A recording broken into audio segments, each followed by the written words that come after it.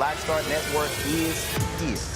Hold no punches. I'm real revolutionary right now. Black power. Support this man, Black media. He makes sure that our stories are told. Thank you for being the voice of Black America, Roland. Stay black. I love y'all. All momentum we have now, we have to keep this going. The video looks phenomenal. See, this difference between Black Star Network and Black-owned media and something like CNN. You can't be Black-owned media and be scared. It's time to be smart. Bring your eyeballs home. You dig? Pull up a chair.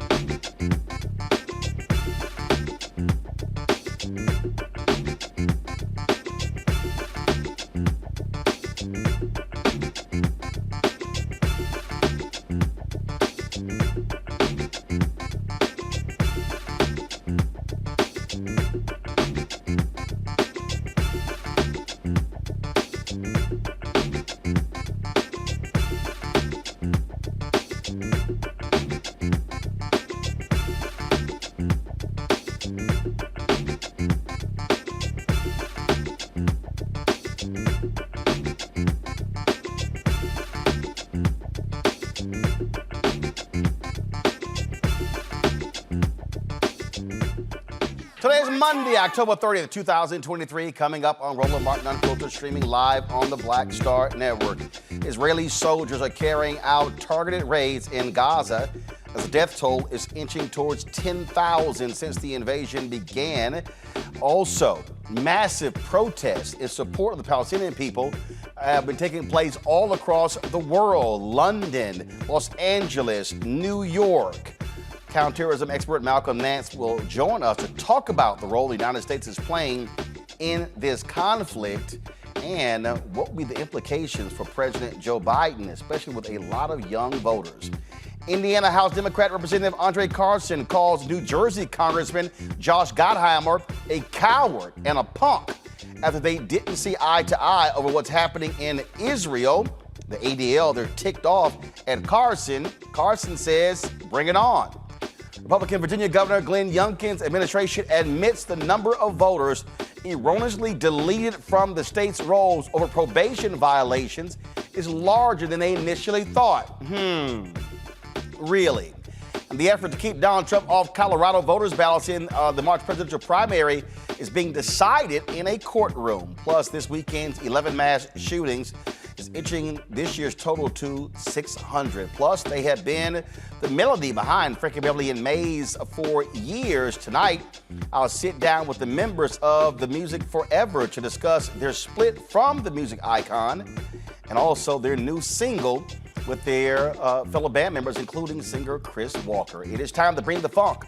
I'm Roland Martin Unfiltered on the Black Star Network. Let's go. He's got it. Whatever the miss, he's on it. Whatever it is, he's got the scoop, the fact, the find. And when it breaks, he's right on time and it's rolling. Best believe he's knowing. Putting it down from sports to news to politics. With entertainment just for kicks, he's rolling.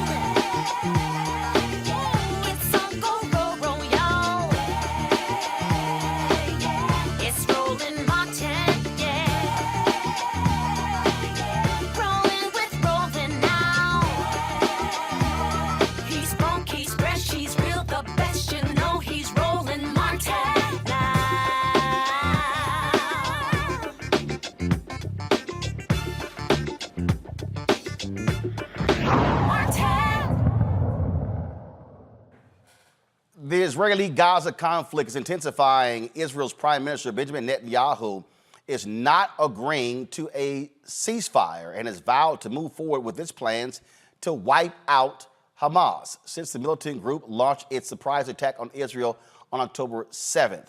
More than 8,000 people have been killed and tens of thousands are left homeless. The World Bank is predicting oil prices could reach uncharted waters if this conflict does not come to some resolution soon. Also, you have massive protests taking place all across the world for folks who are saying free Palestine. It's also having a significant impact on the poll numbers of President Joe Biden, as many young voters are angry with his support for Israel's response. Joining me now is counterterrorism expert, author Malcolm Nance. Malcolm, glad to have you on the show. So first, let's start here. It has been very interesting watching all of these responses. Folks were shocked by the Hamas attack. Obviously, Israel was going to respond.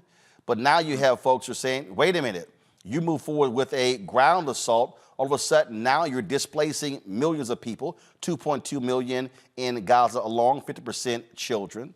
The whole battle, do you allow in water, food, oil, things along those lines? Just your assessment where we are now, some 23 days later. You know, I'm glad you've asked me that, because I really want to put into perspective what a lot of people are responding to is about 3 weeks old. In a circumstance, a historical circumstance that's well over a century in the development, that's 70 years since the founding of Israel, which has been occurring nonstop. There's been a circular crisis for decades at this point. However, let's go to the precipitating event before people say, okay, you're bombing Palestinian children. What happened on 7 October was unprecedented. I mean, unprecedented in the history of Israel. Yes, they had multiple Arab armies attack them. 1948. They attacked multiple Arab armies in 1956. In 1967, another Arab armies attack. 1973, a surprise attack by Egypt on 6th October 1973.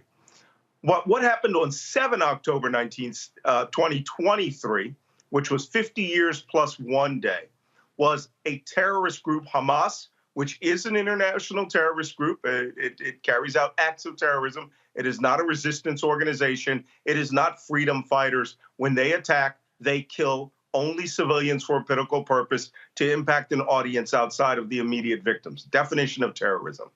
They attacked Israel across the borders and went and hunted every man, woman, and child on the other side of that border. They did not bypass villages to go engage the police. They did not bypass towns to go engage the army in a straight battle. They carried out an ISIS-like act of terrorism. And over a day, they slaughtered by hand, one by one, 1,400 individual people. Literally used all their ammunition to fight the army to execute every civilian across that border. Now, on the other hand, it did include some people you wouldn't have imagined. Sub-Saharan African taxi drivers, Thai guest workers, nurses from the Philippines and India. They killed everyone. And the purpose of their operation was to launch and kill everyone. Then bring 200 or more hostages back to Gaza and hope that the Israelis would go insane, come across that border in a blitz, and they would have an apocalyptic battle in the middle of 2.2 million Palestinians and hope that they would gain the support of all the Arab world and terrorist groups around the world, and to show that Israel was now fighting in the middle. Israel right now is listening to U.S. advice. They are not running into this battle. I call it Pac-Man at molasses speed, which is what we would have advised them to do when we fought battles against ISIS and Al-Qaeda terrorists in Iraq. You go slowly, you bite off sectors, you isolate the enemy, and you try to get the civilian population to displace. When we attacked Fallujah, 90% of the population of that city was gone, had moved, had seen the fighting was coming. Palestinians, the Hamas, aren't doing that. The Palestinian population is trapped with Hamas in the Gaza Strip, but the Israelis are going to have to carry out this operation against Hamas anyway, in order to eliminate them off the face of the earth, technically, and that's where we are. So this is from Human Rights Watch, Malcolm, and they put this out on August 28th, more than a month before. They talked about the number of Palestinian children who had been killed in the West Bank. They said last year, 2022, was the deadliest year for Palestinian children in the West Bank in more than 15 years. Well, I bring that up because as we examine this entire deal, you talk about the number of Israelis who were killed on October 7th, and we've also seen Palestinians killed. And so really where the struggle is now, I mean, I'm looking at these college campuses, I'm looking at what's happening in these cities, I'm looking at these massive marches as well, and the number of people who literally are saying highly critical of Israel's action as well is that killing begets more killing, and therefore there is really no end to this. President, go ahead. I hear this argument all the time. I mean, I worked this region for 40 years. My first 10 years were spent working the Hezbollah, Israel, Palestine, Lebanon, terror environment. In fact, trying to isolate the location so that we can carry out hostage rescues of over 100 foreigners that were being held by Hezbollah in Lebanon. I mean, if you want to go back on arguments that are historical in nature, go back to the Roman occupation of Judea in 6 BC. Or, I mean, this region, this part of the world has been involved in cycles of human conflict forever. The Israelis or the Jews have been there since 1250 BC. I mean, there's this historical argument people want to make. I am merely trying to put it into perspective on went on October 7th. If that attack had occurred in the United States, and it wasn't artillery hitting a neighborhood and maybe killing 3 or 4 people. It was summary execution of every person they found in that part of Israel. Summary execution. Took them, zip-tied them, lined them, shot them in the head. Very big difference from people who are killed in war, because war has a completely different set of rules. If you violate it, you do it deliberately, that's called a war crime. Terrorism is when you hunt down the equivalent of 50,000 U.S. citizens and execute them 1 bullet at a time. So the precipitating event was designed by Hamas to do precisely what you see the Israelis are doing. They want this war. They want this battle with their fighters. They set up to be in the middle of civilians so civilians would die at the hands of the Israelis, because to them that's martyrdom. So how do you now deal with this? Some 300 go to my iPad, 300 to 500,000 people protesting in London over the weekend. Then of course you had thousands who were marching in Los Angeles, in New York.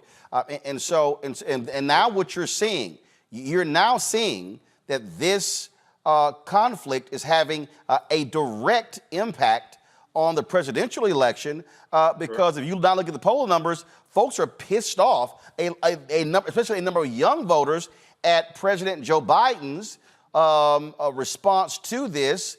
The State Department early on saying no talk of a ceasefire, and folks are saying, what are you talking about? And so that's the conundrum that we are now in American politics. Well, look, let's go back to England and that march there. England has a Muslim population that is astronomical compared to the United States. So seeing 100,000 people march in London in solidarity with the Palestinian people is fine. People marching in Los Angeles, people marching in New York City. I wrote a Substack op-ed just a couple of days ago where I said the problem that we're having with certainly a lot of these young voters and even African-American Black Lives Matter activists, they don't quite understand some of the words, terminology, and things they're protesting for. This isn't about, whose babies matter more, right?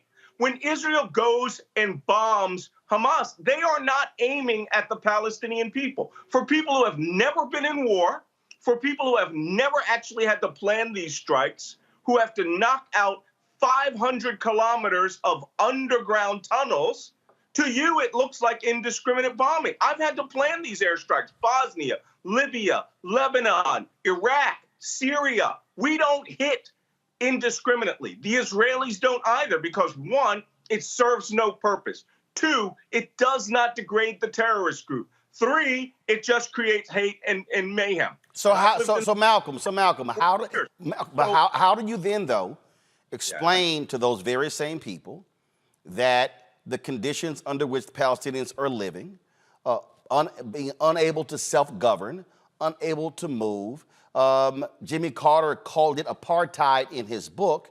And so how do you still even deal with that? Because that's really where a lot of people are. There are people who are saying they don't want to see death on either side. They don't want to see Israelis being killed and Palestinians being killed.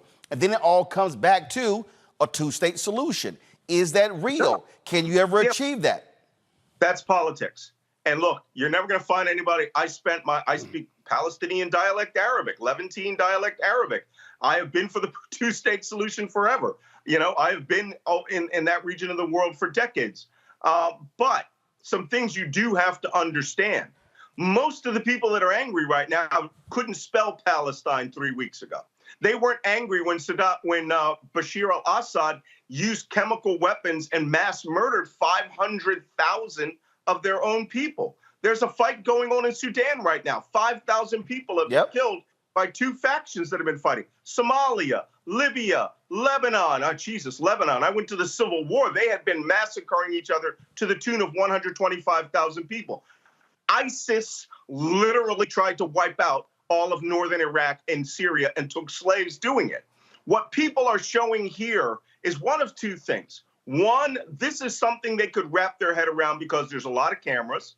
or to be quite honest, there's a lot of inherent anti-Semitism in this. And maybe they think in solidarity with their Palestinian brothers and sisters who are angry that this position is the right one. But you know what? This is essentially like protesting for Al-Qaeda, all right, after 9/11. You have to determine your terminology. And I've seen a lot of these young kids on campus do this. You must exclude Hamas from your discussion. If you say you're for the Palestinian people, God bless them, I love them. Be for the Palestinian people. But then you have to condemn the terrorist group Hamas that is using 2.2 million people for human shields. Hamas is underground, 3, 4, 5, 100 meters underground, and they have left the Palestinian people on the top to take the bombing from the Israelis. That's part of their strategy. Dead baby strategy, we call it. Terrorist groups have used it forever. I don't want to see this fighting, but this isn't a question of whether you can have a ceasefire. When you mass murder every individual, everyone, 1,400, one by one, then take 200 hostages, you're going to get what you're getting. It happened to us. It happened with Al-Qaeda. It happened with ISIS. Hamas knew what they were doing, and they abandoned the Palestinian people above ground to take the Israeli shellings and killings. Even though the Israelis are trying not to kill them, artillery, bombs, rockets, and machine gun fire, if you do not displace out of the battle space, can hurt you and kill you. In many circumstances, Hamas won't let civilians leave. So, unfortunately, this is called war. And people are talking like the Palestinian people weren't beleaguered before 3 weeks ago. Well, but Malcolm, there are people who are activists who were talking. No, follow me here. There were people who were talking about the Palestinian people before 3 weeks ago. Hold on one second. I'm going to go to break. My panelists have some questions for you. We'll be right back right here on Roland Martin Unfiltered on the Black Star Network. Hatred on the streets, a horrific scene, a white nationalist rally that descended into deadly violence. White people are losing their damn minds. As an angry pro-Trump mob storms the U.S. Capitol, we've seen We're about to see the rise of what I call white minority resistance. We have seen white folks in this country who simply cannot tolerate black folks voting. I think what we're seeing is the inevitable result of violent denial. This is part of American history. Every time that people of color have made progress, whether real or symbolic, there has been what Carol Anderson at Emory University calls white rage as a backlash. This is the rise of the Proud Boys and the Boogaloo Boys. America, there's going to be more of this. Here's all the Proud Boys, guys. This country is getting increasingly racist in its behaviors and its attitudes because of the fear of white people. The fear that they're taking our jobs, they're taking our resources, they're taking our women. This is white fear.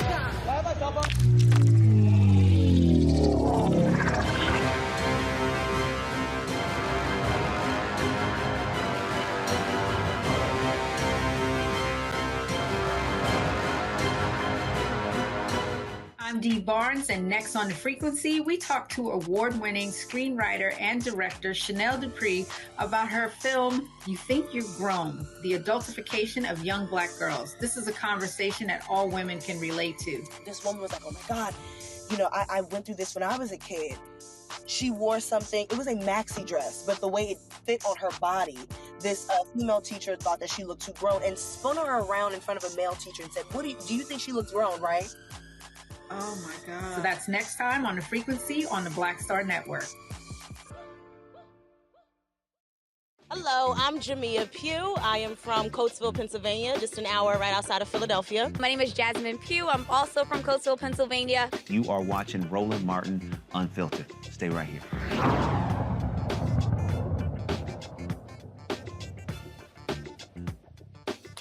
Welcome back, folks. We're talking to counterterrorism expert and author Malcolm Nance. You see right here a number of his books you can actually check out right there.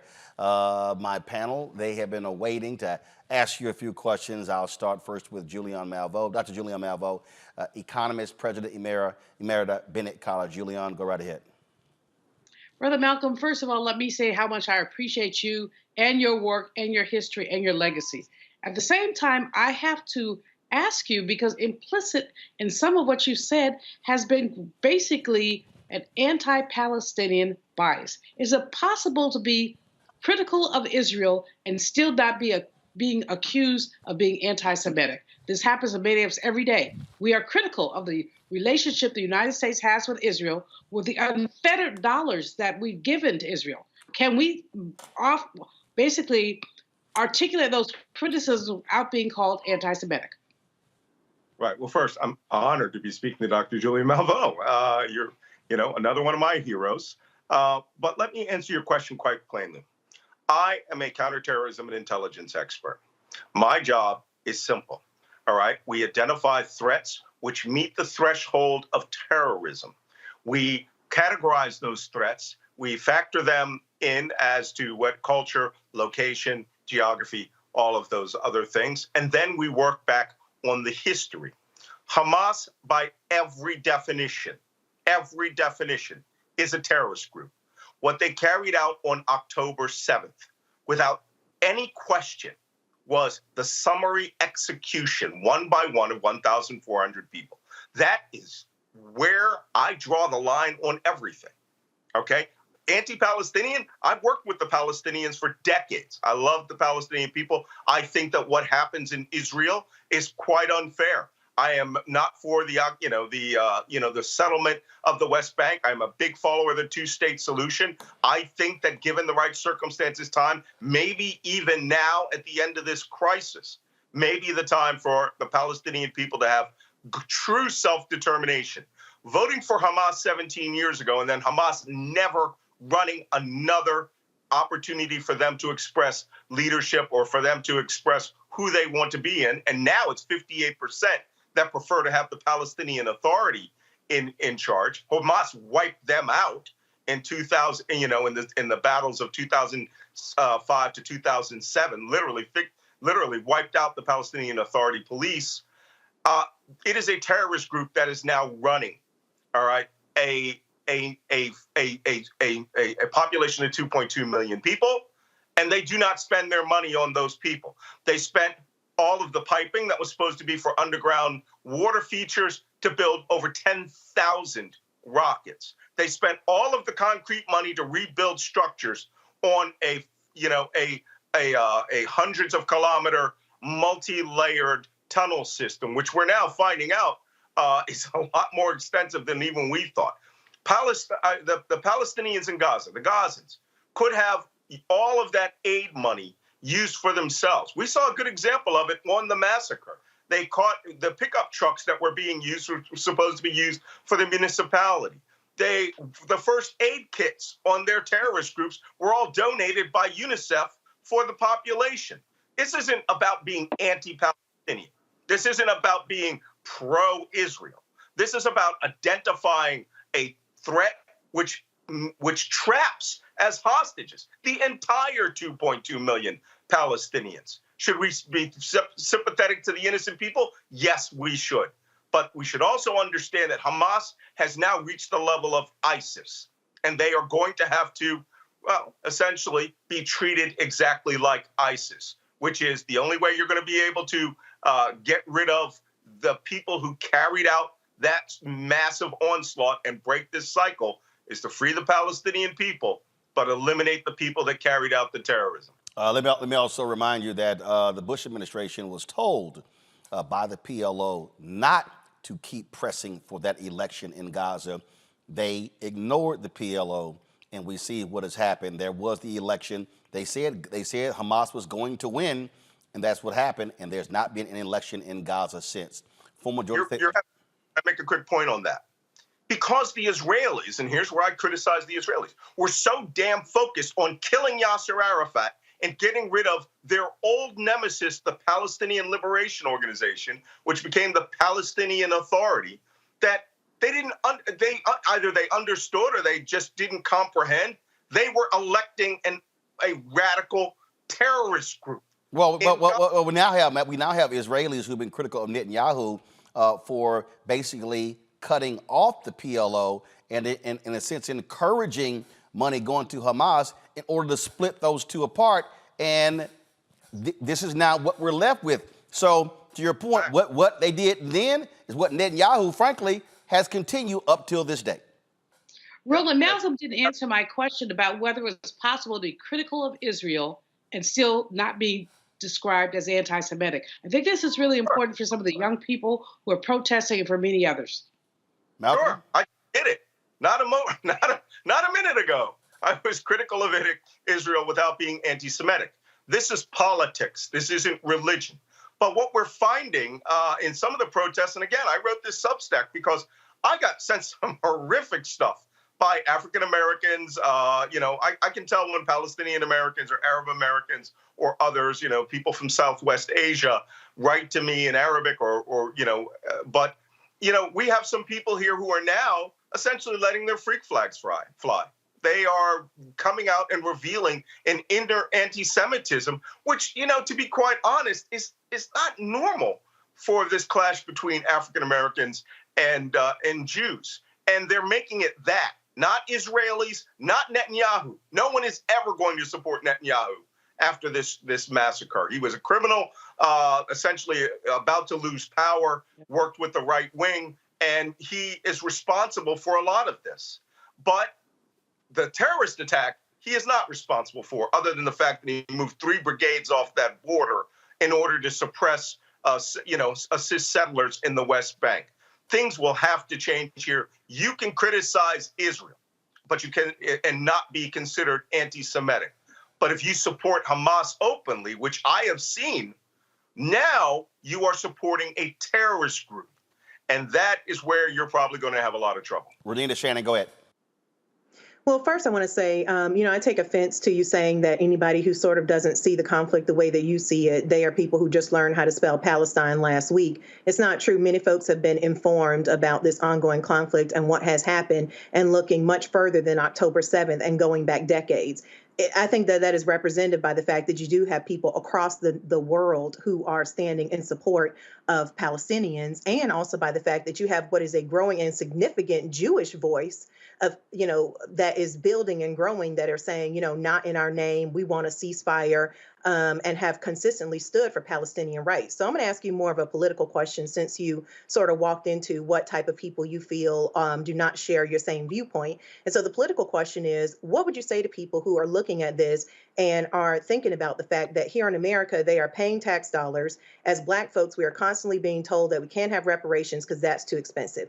We are constantly being told as Americans altogether that we can't do any sort of broad health care because that's too expensive. We're told we can't have child care, universal child care support, because that's too expensive. Everything is too expensive, but what is never too expensive is funding wars that are going on outside of the country. What would you say to people who feel like that? Because many people, they do know how to read, they have studied history, and they just have a different view than you. Yeah, well, my view comes from the counterterrorism perspective as the person that had to deal with these people when I say people, I'm talking terrorists, all right? I am not talking the people of Palestine.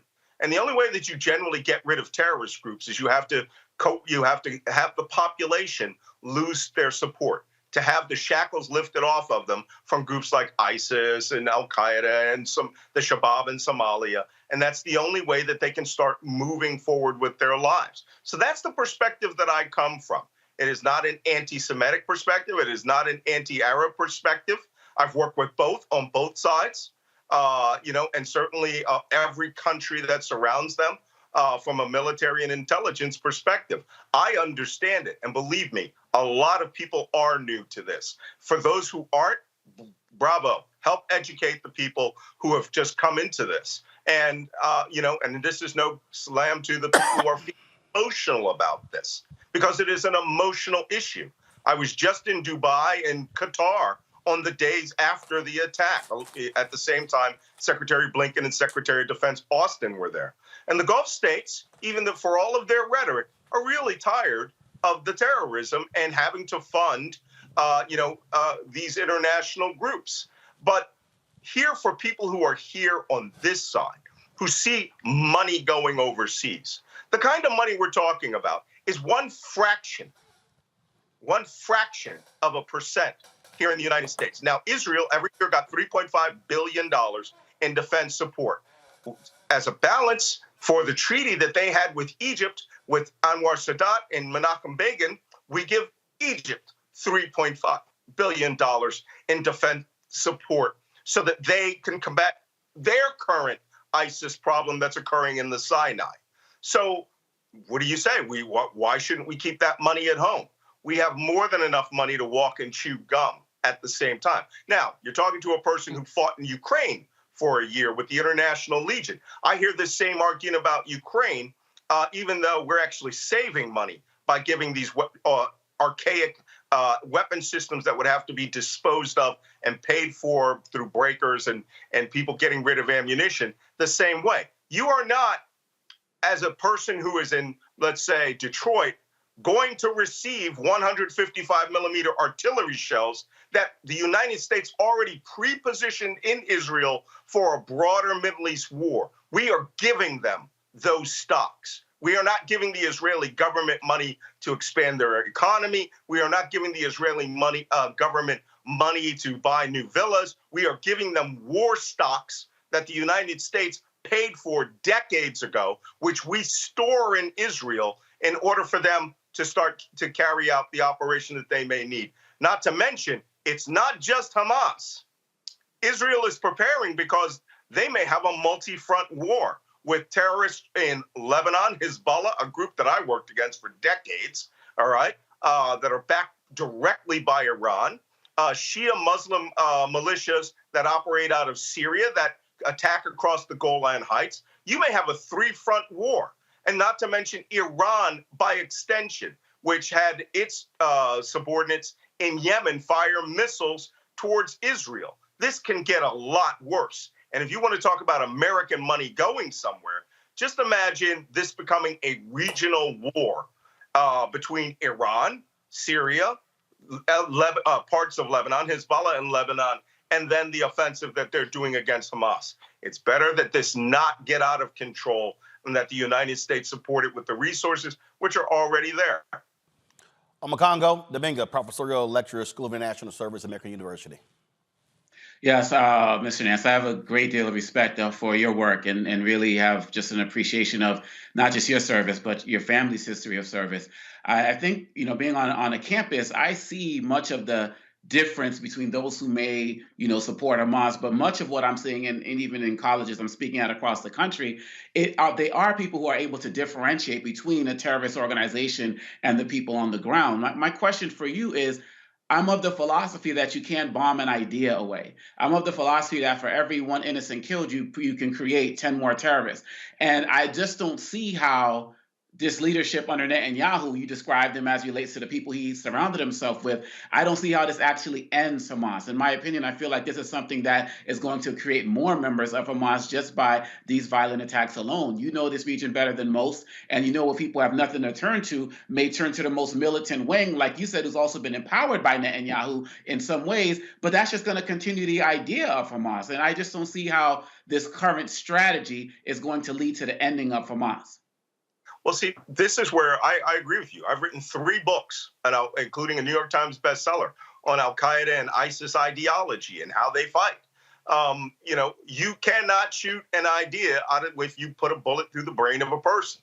But this isn't an ideology. What you're seeing here is a transformation of Hamas's technique.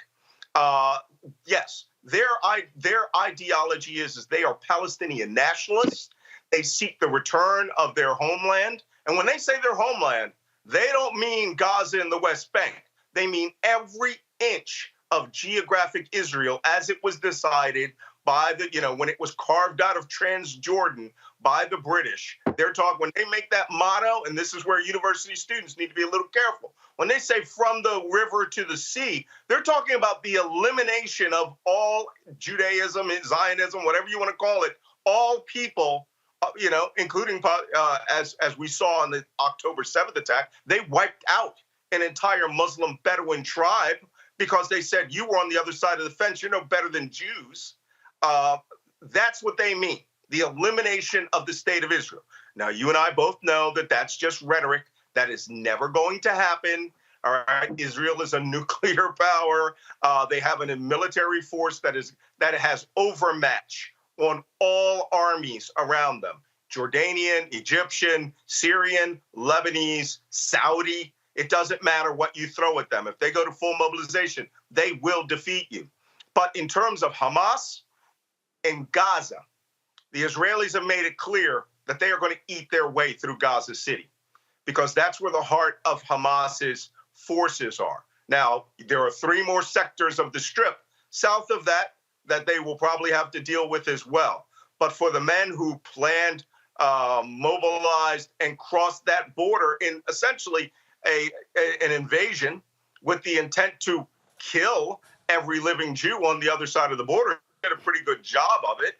The Israelis are not going to be adopting a posture in which they will be allowed to exist. So they are taking a look at how we did the Battle of Fallujah in 2004, which is what our Secretary of Defense sent over advisors to say, do not run into Gaza. It's an ambush that Hamas set up for Israel. The entire 7 October attack was designed for you, all of you, to see precisely what you're seeing and to garner support Middle East-wide with protests. I have an article coming out called about how Hamas needs those dead babies. They have pandered this about forever. And now we've got dead Israeli babies. There is blood up on both sides. But you can wipe out a terrorist group for this generation. But here's another thing I caution all of my Israeli followers of. There will need to be a grand deal at the end of this, or you will go into Hamas 2.0, 3.0 with more enemies possibly coming from Lebanon, Syria, a massive explosion of Middle East terrorism. I predict we're going to see pro-Hamas terrorism here in the United States. And then you're really going to see American support change. We're going to go right back to 2001, the way people will start behaving. So something will have to change. The status quo of Netanyahu and now his unity government, he's not the only person making decisions, is going to have to start thinking about in the 2-state solution seriously. And I've had Israelis all week tell me to my face that will never happen now that these bodies have been stacked up in Israel. Well, it will have to happen because it's the only way to break this cycle, to empower the Palestinians themselves and to rid Gaza of Hamas. But mark my words, we did it to ISIS. You're going to see in northern Gaza City, Hamas as a military force will cease to exist. Malcolm Nance, we appreciate it. Thank you. And it's going to definitely be one thing to watch because there is carnage happening all there. Israelis and Palestinians dying left and right. And that's what's most unfortunate. Death is death. You don't come back from that. We appreciate it. Thanks a lot. Thank you. Folks, got to go to break. We'll be back on Roland Martin Unfiltered on the Black Star Network. If you're watching YouTube, be sure to hit that like button. Also, please support us in what we do. Be sure to join our Bring the Funk fan club by sending your chicken money order to P.O. Box 57196, Washington, D.C., 20037-0196. Cash App, $RM Unfiltered. PayPal, R Martin Unfiltered. Venmo is RM Unfiltered. Zelle, Roland at RolandSMartin.com. Roland at RolandMartinUnfiltered.com. We'll be right back. On the next Get Wealthy with me, Deborah Owens, America's Wealth Coach, are you trying to figure out how to earn more revenue in your business during these volatile times? Learn how to tap into the largest marketplace in the world through government contracting. Our next guest, Akia Hardnett, will be sharing how you can get wealthy through government contracting. We've got a young lady, government assistance to government contracts. She literally was on government assistance when she came to us, and in less than a year, she has been winning multiple government contracts, and it has changed the trajectory of her family. That's right here, only on Black Star Network.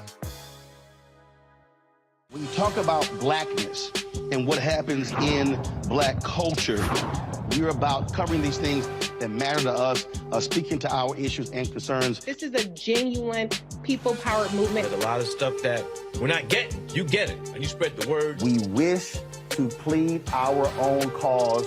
Too long have others spoken for us. We cannot tell our own story if we can't pay for it. This is about covering us. Invest in Black-owned media. Your dollars matter. We don't have to keep asking them to cover our stuff. So please support us in what we do, folks. We want to hit 2,000 people, $50 this month, raise $100,000. We're behind $100,000, so we want to hit that. Y'all money makes this possible. Checks and money orders go to P.O. Box 57196, Washington, D.C. 20037-0196. The Cash App is $RM Unfiltered. PayPal is R Martin Unfiltered. Venmo is RM Unfiltered. Zelle is Roland at RolandSMartin.com.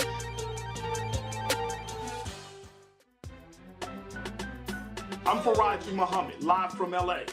And this is The Culture. The Culture is a two-way conversation. You and me. We talk about the stories, politics, the good, the bad, and the downright ugly. So join our community every day at 3 p.m. Eastern and let your voice be heard. Hey, we're all in this together. So let's talk about it and see what kind of trouble we can get into. It's The Culture, weekdays at 3, only on the Black Star Network. Hi, I'm Dr. Jackie Hood Martin, and I have a question for you. Ever feel as if your life is teetering and the weight and pressure of the world is consistently on your shoulders? Well, let me tell you, living a balanced life isn't easy. Join me each Tuesday on Black Star Network for A Balanced Life with Dr. Jackie. We'll laugh together, cry together, pull ourselves together, and cheer each other on. So join me for new shows each Tuesday on Black Star Network, A Balanced Life with Dr. Jackie.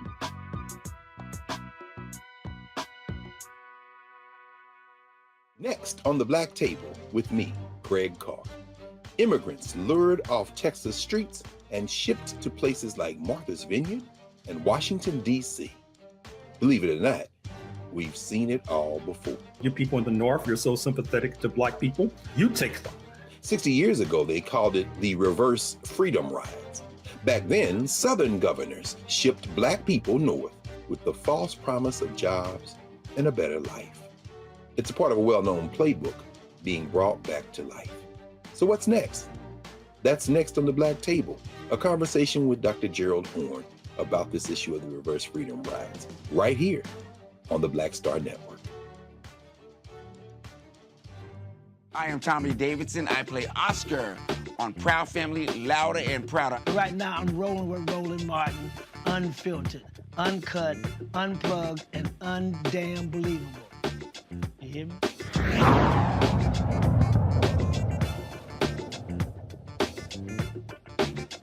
There's a battle between two congressmen. Indiana Congressman Andre Carson is calling out New Jersey Congressman Josh Gottheimer for blasting House members who voted against a resolution supporting Israel and those who just voted President. Gottheimer posted this on social media. Last night, 15 of my Democratic colleagues voted against standing with our ally Israel and condemning Hamas terrorists who brutally murdered, raped, and kidnapped babies, children, men, women, and elderly, including Americans. They are despicable and do not speak for our party. Carson said this to CNN's Manu Raju about those comments. He's cowardly. I think he's not acting in the role as a member of Congress. I think he's shown himself to be very emotional. Like most cowardly people, when you confront them, they're afraid. I'm unafraid of the guy. And if he wants to call us despicable, I'm saying he's a coward and he's a punk, and he should remember why the people sent him here. And if he wants to play some kind of tough guy or gangster, we can handle it like gentlemen, or we can get into something else. In a statement to CNN, Gottheimer responded to Carson by saying, "I'll sit down with Mr. Carson anytime to talk about how we can bring the hostages home, including all Americans, provide immediate humanitarian aid to Palestinian civilians being used as human shields, and crush Hamas and all terrorists seeking to do us harm." You know, Renita, when you go there, you can expect a response, and Carson didn't hold back. Right, and Carson was right to not hold back. Representative Gottheimer has no idea what he's talking about, because for him to say that Representative Carson does not represent Democrats and does not represent our party, he did get elected by Democratic voters. So I think he does represent, as I mentioned before, what is a growing number of voices who are saying this is wrong. They have read the history on this. They understand what is going on in real time, and people are familiar with what I would say is up-to-date information on why they feel the way they feel about this conflict. And the fact, I'm going to tell you this, the fact that you had 9 people who voted against the resolution and then 6 people who just decided to vote present, so that's a lot, is what I want to say. I do want to explain what the 6 who voted present mean. That means when a representative is in their seat, they are present, but they are unwilling to cast a vote. So that means that they don't agree with the resolution and they don't disagree. So really, you can kind of count those 6 as, I mean, unless you can get, the only way that resolutions and bills pass are when you have enough support to actually pass it. So if you can't affirmatively vote for something, then the only alternative is that you don't fully agree with what is on the paper. And so you can kind of count those 6 as closer to being in with the 9 than the rest of the folks who voted in favor of it. So I'm glad that Carson took it there. I think he was right to take it there because Gottheimer is wrong. And I think that this is just, this is one of the things that Democrats get wrong in trying to tell people what to think, how to think. And if you don't think a certain way, then you're just stupid, when we know that we are a party that is more like a coalition of different backgrounds coming together versus the Republican Party, which is essentially just white men and women. I'm a Congo. Congresswoman Ilhan Omar, Alexandria Ocasio-Cortez, Rashida Tlaib, Cori Bush. They joined Carson by voting against the measure. Representative Pramila Jayapal, Joaquin Castro, Ayanna Pressley, they all voted present. Look, this also goes back to what the United States did in the United Nations as relates to the resolutions that were attempted to be passed there. When you look at the actual language of the resolution, which I've read over, you can completely understand why this group would be against the language of it. I've seen Representative Rashida Tlaib condemn what Hamas did, just like she's also condemned, some of the actions of Israel as well. And so when you look at the resolution, everything looks at Israel as being the only group that is, assaulted and that has, needs to be supported.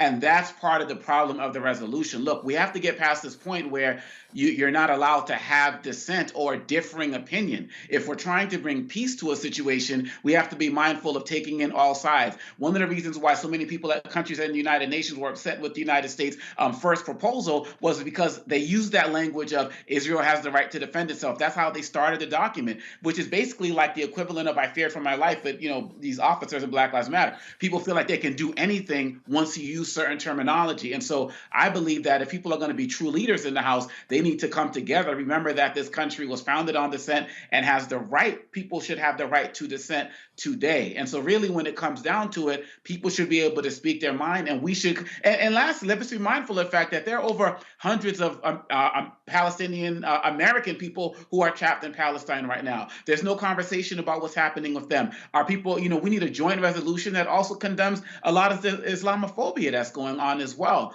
And so this is not the time for people to try to say it's either you're either with us or against us. That's not how it's going to work. And Roland, we talked about this a little bit last week. My last point is that Biden really needs to get a fix on this because he can't afford to lose any votes going into 2024. And a lot of disaffected youth people, and youth voters in particular, but not only youth, are looking for reasons to not show up. And Arab Americans are losing faith in Biden. And I believe that the Biden administration has done much to help Israel not be more aggressive in its response behind the scenes. But a lot of the language right now is making people say, man, you just as bad as Netanyahu, and we're not going to mess with it. He has to remember that his base is here, and he has to be a little bit more careful with how he nuances this as well. Julian, that is an important issue because the poll numbers don't lie, and there is a lot of dissension, a lot of anger. And look, he may have had 7 million or whatever votes in 2020, but it was extremely close in Wisconsin, won by 20,000 votes, 12,000 votes in Arizona. You look at the close results in Pennsylvania, in Michigan, and in Georgia. And Michigan is a place where there are a lot of Arab Americans and they vote. And so you're talking about an international conflict. You're talking about political. He has to bridge a lot of different things right here. But you have to factor in what is the role this could play 53 weeks from now. Roland, the challenge here is that Americans do not read history. if you read history, you would understand Palestinian anger. You would understand what Hamas was trying to do. Now, none of us, nobody on the show, no human being says what Hamas did was right. As Malcolm laid it out, 1,400 people, door to door to door to door. But what he did not lay out was the fact that between 2008 and 2023, more than 6,400 Palestinian people were exterminated by Israeli activity. What he did not lay out, he got halfway to it, but did not, is the deleterious effect that Netanyahu has had on any kind of peaceful activity. And so Andre Carson was right to take Gottheimer on. Gottheimer is indeed a coward, and I don't like to use the word punk. Well, no, actually I do. But anyway, he was out of order, out of line, out of control. There were colleagues, his colleagues, who he says he'll have a conversation under his conditions. No, he does not get to set the conditions for conversation about legislative action. That is a collaborative process, as Renita has laid out. So what we have here is a situation where the president, who we support, I support, but he has tilted too far to the Palestinian side. And the media, frankly, has done so with the Israeli side. I saw a piece this morning, I think on CNN, where they interviewed this Israeli guy who lost his whole family. Of course, we're all sympathetic. But where's the Palestinian brother or sister who lost his or her whole family? This is what we kind of have to deal with. And so this skirmish between these two congressional members is not the end of the world. It's a year until the election, so it's not the end of the world. But President Joe Biden has the opportunity to reset the terms and conditions of this conversation to make sure that we say all lives matter in this conflict, that you can't just tilt Israel. We have always supported Israel. This country has, sometimes to our detriment. We have not been strong enough, I think, about the rights of Palestinians. And I think those are chickens that are coming home to roost, and unfortunately, with all kind of lives on the line. All right, folks, hold tight 1 second. We'll be right back on Roland Martin Unfiltered on the Black Star Network. Let's get wealthy with me, Deborah Owens, America's Wealth Coach. Are you trying to figure out how to earn more revenue in your business during these volatile times? Learn how to tap into the largest marketplace in the world through government contracting. Our next guest, Akia Hardnett, will be sharing how you can get wealthy through government contracting. We've got a young lady, government assistance to government contracts. She literally was on government assistance when she came to us, and in less than a year, she has been winning multiple government contracts, and it has changed the trajectory of her family. That's right here, only on Black Star Network. I'm Faraji Muhammad, live from LA. And this is The Culture. The Culture is a two-way conversation. You and me. We talk about the stories, politics, the good, the bad, and the downright ugly. So join our community every day at 3 p.m. Eastern and let your voice be heard. Hey, we're all in this together. So let's talk about it and see what kind of trouble we can get into. It's The Culture, weekdays at 3, only on the Black Star Network. I'm Dee Barnes, and next on The Frequency, we talk to award-winning screenwriter and director Chanel Dupree about her film, You Think You've Grown, the adultification of young Black girls. This is a conversation that all women can relate to. This woman was like, oh my God, I went through this when I was a kid. She wore something, it was a maxi dress, but the way it fit on her body, this female teacher thought that she looked too grown and spun her around in front of a male teacher and said, do you think she looks grown, right? Oh my God. So that's next time on The Frequency on the Black Star Network. Hi, I'm Jo Marie Payton, voice of Sugar Mama on Disney's Louder and Prouder Disney Plus, and I'm with Roland Martin on Unfiltered.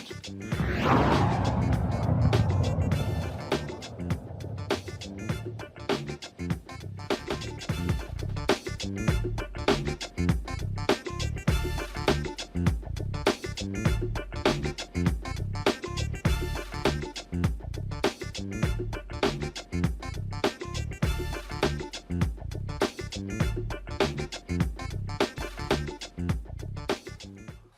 number of qualified Virginia voters removed from the state rolls is much higher than the 270 Republican Governor Glenn Youngkin initially thought. Election officials admitted they mistakenly removed nearly 3,400 qualified voters from the state's rolls 5 weeks after early voting began for the November 7th General Assembly elections. The administration says local registrars have reinstated all but approximately 100 voters of those by Friday. Those removed have been convicted of felonies, had their voting rights restored, and then went on to violate the terms of their probation. Administration officials said the state's computer software erroneously counted the probation violations as new felonies and disqualified them from voting.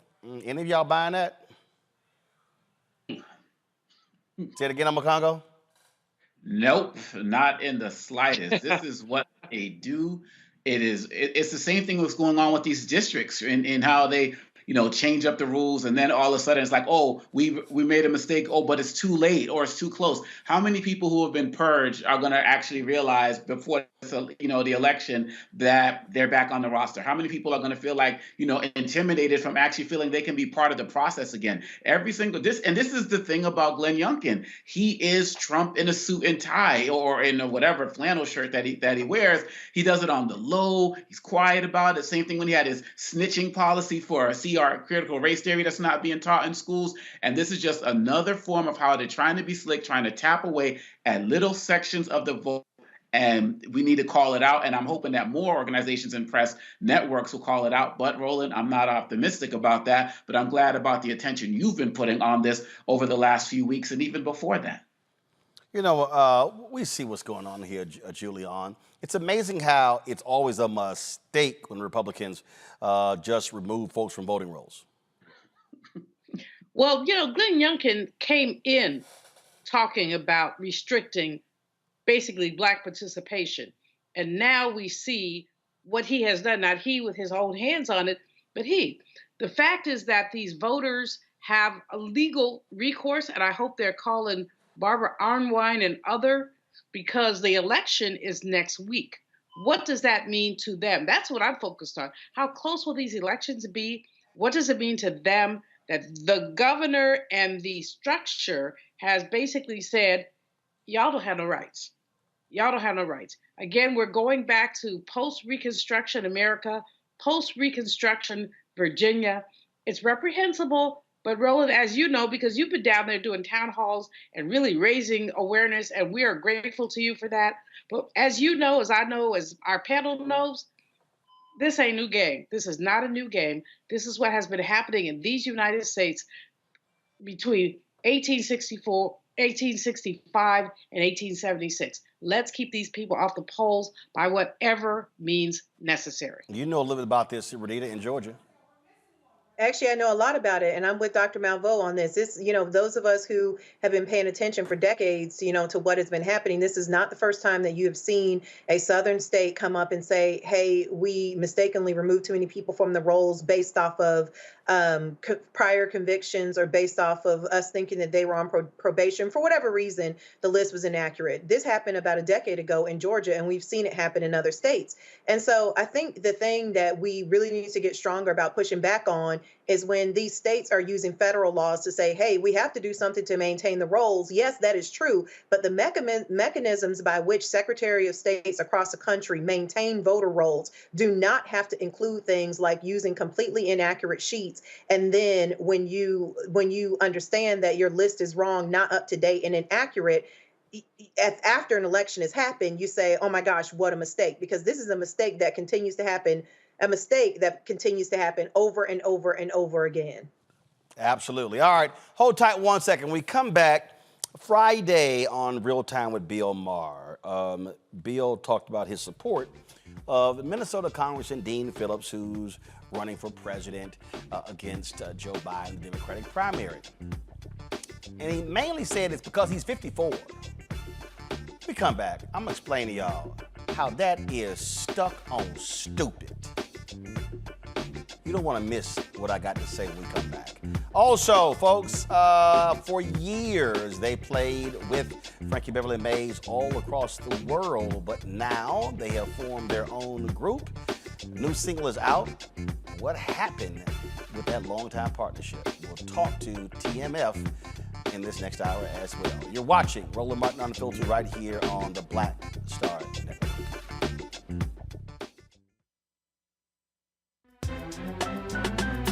I'm Faraji Muhammad, live from LA.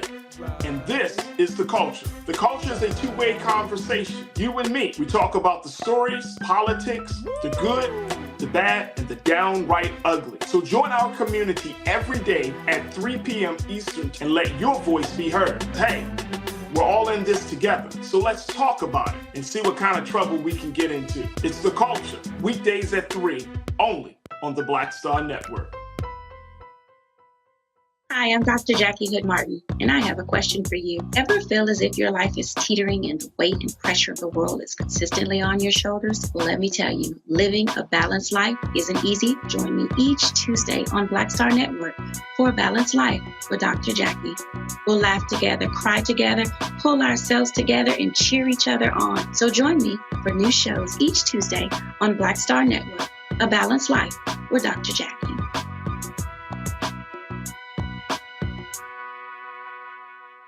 When you talk about blackness and what happens in black culture, we're about covering these things that matter to us, speaking to our issues and concerns. This is a genuine people-powered movement. There's a lot of stuff that we're not getting. You get it, and you spread the word. We wish to plead our own cause. Too long have others spoken for us. We cannot tell our own story if we can't pay for it. This is about covering us. Invest in black-owned media. Your dollars matter. We don't have to keep asking them to cover our stuff. So please support us in what we do, folks. We want to hit 2,000 people, $50 this month, raise $100,000. We're behind 100,000, so we want to hit that. Your money makes this possible. Checks and money orders go to P.O. Box 57196, Washington, D.C. 20037-0196. The Cash App is $RM Unfiltered. PayPal is RMartin Unfiltered. Venmo is RM Unfiltered. Zelle is Roland at RolandSMartin.com. Hey, what's up? It's Sammy Roman. Hey, it's John Murray, the executive producer of the new Sherry Shepherd Talk Show. It's me, Sherry Shepherd, and you know what you're watching, Roland Martin Unfiltered.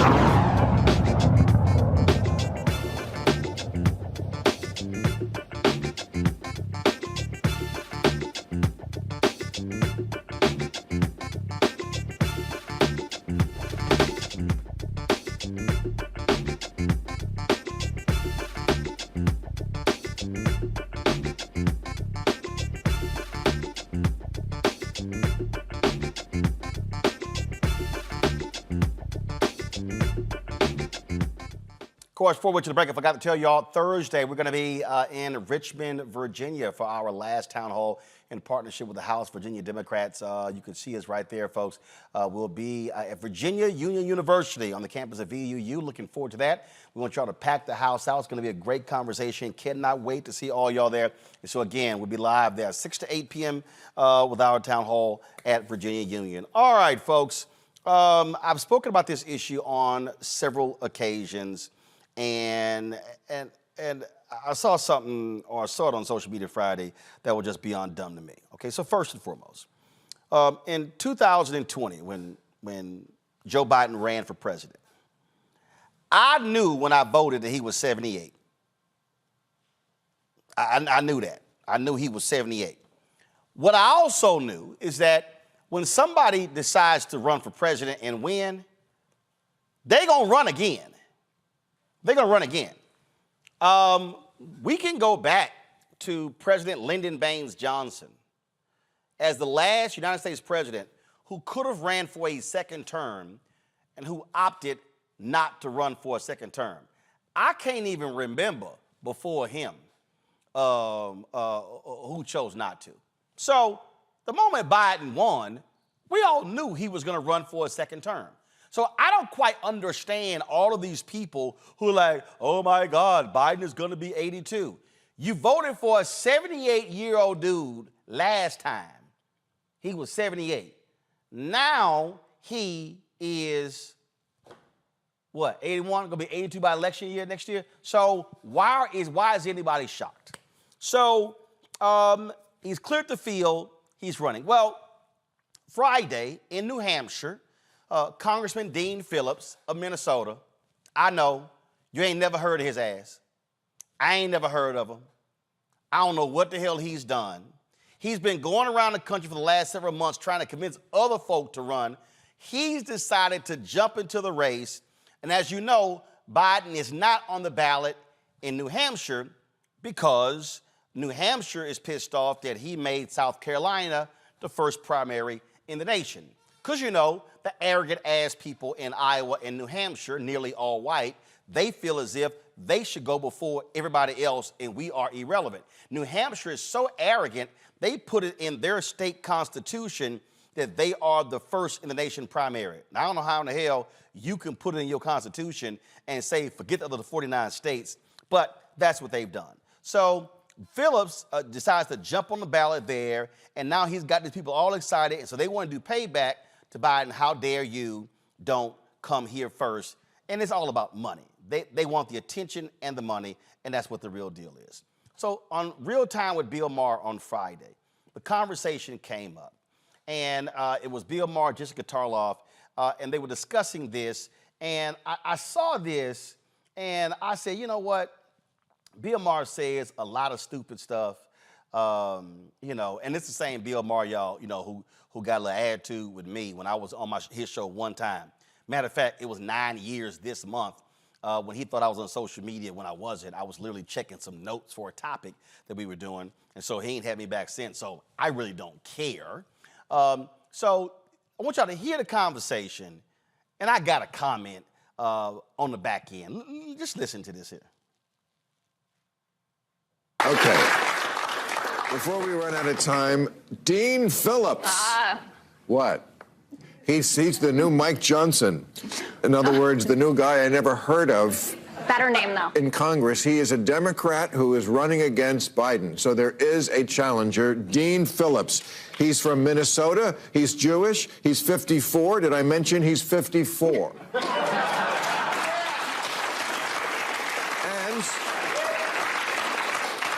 He loves Biden. He says exactly what I say. Did a great job, but don't do it again. That's right. Family, self-made millionaire from families in the organic vodka business. Dean Phillips. I'm getting behind him for president of the United States. How about you? Do you know anything about him? Yeah, more than I know about Mike Johnson 2 days ago.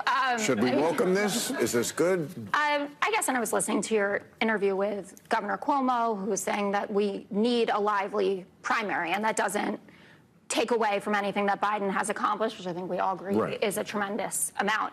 The issue with what Dean Phillips is doing is, there are a lot of kind of, like Steve Schmidt is a senior advisor to him. I got an email today from Andrew Yang, who has not revealed himself, I think, to have the best interests of the Democratic Party winning elections at heart. In 2019, he was maxed out donation from Harlan Crow, who bankrolls Clarence Thomas.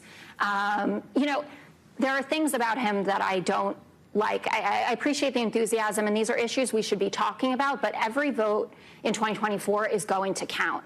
And if we're losing, you know, the TikTok Hamas vote. I love him. And I love Dean Phillips. Don't love it. Because nobody knows who the fuck he is, and that's good.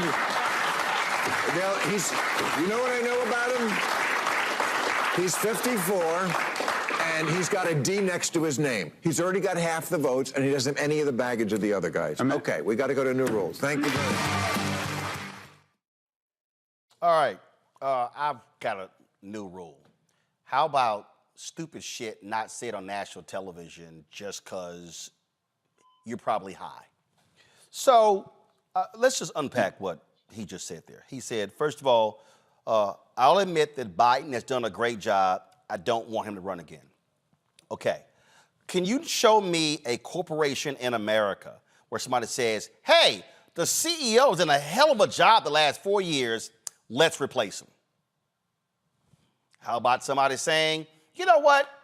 We've had a great university president for the last 4 years. How about we get rid of them? If you're some HBCUs like Fisk, you probably would do that on a regular basis, but I digress. So what's dumb to me is to listen to this logic. Then Bill Maher, who had to absolutely be high when he said this, and he says, what I like is that nobody knows him and he's 54. Okay. Can any of y'all, if you watching on the app, on YouTube, on Plex TV, Amazon Freevee, if you're watching on Amazon Prime Video, or if you're watching on Amazon News, can any of y'all tell me what the hell has Dean Phillips done? I'll wait. You know what? I don't think I actually have that much time. He's literally done nothing. So what Bill Maher is excited about is he's 54. Okay. Again, here's why that is idiotic. We have all these people who are walking around who are going, oh my goodness, I can't stand it. Biden is too old. So let's get somebody young. Okay, so we're saying let's get somebody young who can show vigor, who can give great speeches. We can see them running up and down the beach. We can see them playing basketball or doing things like that. But forget the fact that they could be just totally incompetent at legislation or at governing. No, let's actually get them in because they're young. We literally had an idiot, the orange man, who was there for 4 years, who's only about 4 years younger than Biden, who tried to destroy the country, but guess what? He's younger.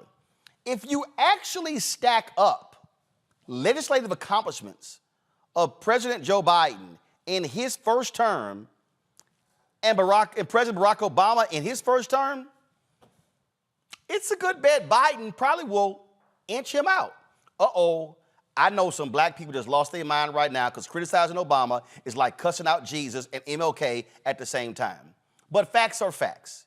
When you look at what has actually been done, you cannot argue with what has been accomplished. And it's not like he actually had a perfect situation in the House and the Senate because they barely had the majority in the Senate. So all these people who are running around complaining about age, let me explain something to y'all. I get youth, and I appreciate youth, but it's a lot of shit young people don't know what the hell they doing. And just because they're young, that means nothing to me. And again, I get youth, but with youth, I need for you to have some experience. That's like somebody saying, hey, this young saxophone player is bad. Can his ass play? Can he actually change at the drop of a hat? If all of a sudden, if things change, can they handle the pressure? No, they can't. Give me the experienced person. I'm sorry. And here's the whole deal. For all y'all people who are sitting out here, and my panel, y'all can help me if I don't name all of them. For all the people who are complaining about Biden too old, let's see. Who ran last time? Senator Kamala Harris, Senator Cory Booker, Senator Amy Klobuchar, Andrew Yang, Mike Bloomberg, Senator Elizabeth Warren. Who am I forgetting? It's a bunch of other people who actually ran. All of those people were younger than Joe Biden. So please explain to me, how in the hell did he win and he was the oldest dude on the stage? Could it actually be because he had experience?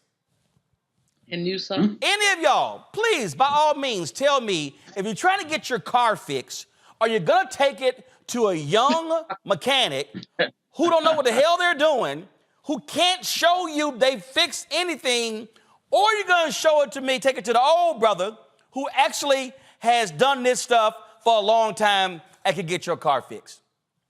You know, Roland, I'm not done. So here's my whole deal here. I'm not done. Come back to me. I'll let y'all know when I'm done in control room. So this is a point I'm trying to get y'all to understand. Stop with this nonsensical stuff of, oh my God, he's too old. We need somebody young. Let me be clear with y'all, okay? If you understand policy, Inflation Reduction Act, Build Better, funding going to HBCUs, Medicaid expansions, 100+ judges appointed to the federal bench, more black women appointed to the federal appeals bench, and all presidents combined in American history. And so guess what happens? If you're a Democrat and y'all win in 2024, you now get to run it for another 4 years. What's that probably going to mean? Another 200 judges. That means that guess what? Biden can't run again in 2028. So what you're asking for can actually happen. But what's on the other side lurking? Oh, the domestic terrorist loving Donald Trump, a crazy, demented Republican Party who just picked a dude nobody knows out of Louisiana, who adopted a black boy who was 14 years old when he was only 25, but he ain't never really adopted him. Sound like the political blind side. Let's talk about a party that wants to implement Project 2025 is absolutely going to attack black folks at every single turn. But a bunch of y'all are stuck on Biden's age. And again, I get it. Oh, I don't like, he not moving too fast. I need somebody who can do better. Can we show y'all some younger presidents who are absolutely screwed up royally? We ain't gonna talk about Bill Clinton. Okay, Bill Clinton was a hell of a lot younger. Guess what? Bill Clinton made some serious mistakes as well. So don't count me in this group who is so stuck on Dean Phillips. I guess that's his name, Dean Phillips. Hell, I'm thinking Mike Phillips, the saxophone player. I ain't never heard of this dude. I don't even know what bills this dude has ever passed. Have no idea whatsoever. And so, seriously, get a grip, folks. I don't care about Biden's age. What I do care about is that as a white supremacist, a white nationalist who wants to pardon every single person who committed a terrorist act on January 6th, he wants back in the Oval Office. And you know what? If you want to support him, you can go to hell too, because he is evil incarnate. And trust me, when he gets in, if you think he was Damon last time, no, trust me, Lucifer will be showing up himself. Now you can comment, Julianne. You know, Roland, Bill Maher's crazy. I don't know. He mentioned the guy was 52 like 3 times. He didn't mention anything else about him. Just he's 52. So 52 and a quarter will get you a paper. Not 52. If this guy is serious, he ought to be running ads that talks about his accomplishments. If he's serious, he ought to be surrounded by a diverse group of people who are supporting him. If he's serious, he ought to make a case for himself, not a case against Biden. So the fact that he's 52 just means that he's had 52 runs around the sun. It doesn't mean anything else. There are I don't know how many million 52-year-olds who are in the same situation as he. I'm just cracking up. But thanks for lifting this up and for dealing with Bill Maher, who has started out progressive, has become increasingly demented, I think, in terms of some of his positions and his ire against President Biden. You're right. You can't do anything about your age. You can do something about your behavior.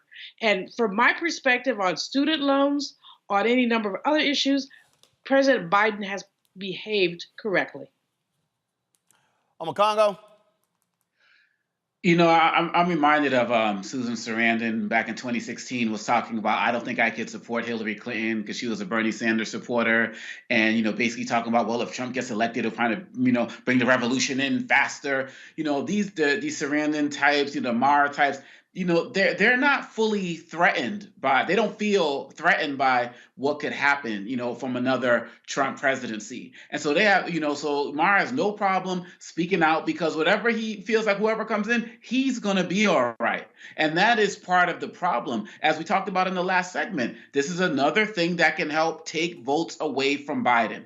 People won't vote for Trump, but they'll just stay home or maybe go for this Phillips guy in some way, shape, or form. And we keep going down to the least experienced people trying to rise to these positions of power. You used to actually have to have experience before you became Speaker of the House, but now it's like, let's just get anybody in there. Oh, this guy is 54, Phillips, let's just get anybody in there. And so I'm hoping that more Democrats will speak up now, not wait 6 months, 7 months, and that, you know, to do exactly what you're doing right now, Roland, and say that we are coming behind Biden right now before anybody else tries to get funny with this business and start to work internally as well as externally to start to shut this down. Because between that and you got Kennedy as the independent and all of these, you know, and Cornel West out there, you know, doing all of these things, vote here, vote there. You got Youngkin with the prisoners and what he's doing there, DeSantis and the like, and Biden can be poised to lose a lot of votes he could actually need to become president. And so this Phillips stuff, it needs to be shut down. Now is not the time. And I don't know if he's trying to prepare himself to get some exposure for 2028, but whatever it is, he's got to dead that. The thing here, Renita, is, again, I hear a lot of Bernie Sanders people talking. He's 82 as well. Hello. Renita, go ahead. I have two thoughts on this. Number one, you're never going to catch me supporting coronations by the Democratic Party. So if this man wants to run, let him run. He has the freedom to do that. Let him make his case just like Biden does. And for the folks that are so overly excited about Biden, then his accomplishments will clearly outweigh what this guy is bringing in the primary and shouldn't be a problem. But the second thing is, I don't think that these comments were directed for us. This is a news show that talks to mostly the black folks, and we talk about black issues. I do not hear black folks listing age as a top primary reason as to why they would or would not vote for a candidate. I've heard it. I've heard it. I mean, I guarantee you I've heard it. I'm not saying that you never hear, but what I'm saying is that's not the make or break. I don't know any black person saying, even if a candidate did every single thing that I wanted, I would not vote for them because they were a certain age. I don't hear that. I hear black folks having issues with policy and issues with what they feel like was not done and unforced errors. I do not know any black people who have said age of the candidate is the top number one litmus test of how I'm going to use my vote. So I just think at the end of the day, this comment that came out from Bill Maher was not directed at our community. I kind of agree with what Oma Congo is saying, which is when you are not the community feeling the majority of the pain, then I think you do kind of look for superficial things to base your vote on, because it doesn't really matter who gets elected because you're going to be okay. I don't think it was directed for us. Well, I can tell you right now, I've heard this. I've traveled this country. I've been to a whole bunch of cities. I've actually heard that. I've seen it talked about even on our chat boards, things along those lines. All I'm simply saying is this here. Just because you want a younger candidate, the question is, can they do the job? I just look at who can do the job. Because you know what? It's a whole bunch of people out here who are talking about he's too old. Let me help y'all out. Auntie Maxine, she 85. Is she doing the job? Mm-hmm. So it ain't always about age. Again, I just told y'all, Bernie Sanders 82. Roland, one more thing. If you look at it, what I do think is also interesting, again, I don't think age should be anything that anybody should really be considering. But when you look at it, people never bring this up about Trump, who is essentially the same age. You do not hear anything about Trump's age. So I do think that, again, like I said, I think that this is you don't hear it because, let's be clear, mainstream white media wants Donald Trump back in the White House because they want the chaos every single day because they made a lot of money when he was president. Period.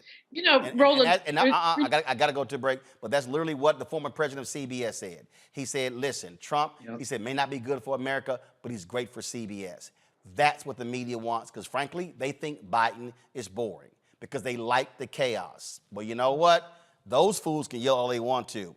Last thing I want to see is that orange fool back in there. The only thing I want to see Donald Trump in is an orange jumpsuit. Folks, I got to go to a break. First of all, Makongo, Renita, Julian, thanks for being on today's panel. We come back. I'm sitting down talking with TMF about their new single. And also, these are the folks who, for a long time, with Frankie Beverly and Mays. Now they're not. What happened? Let's break it down. We'll talk about it when we come back. Roland Martin Unfiltered right here in the Black Star Network. Support us in what we do. We want y'all, of course, join our Brina Funk fan club. Your dollars make it possible for us to do what we do. We're fighting a good fight when it comes to these advertising, folks.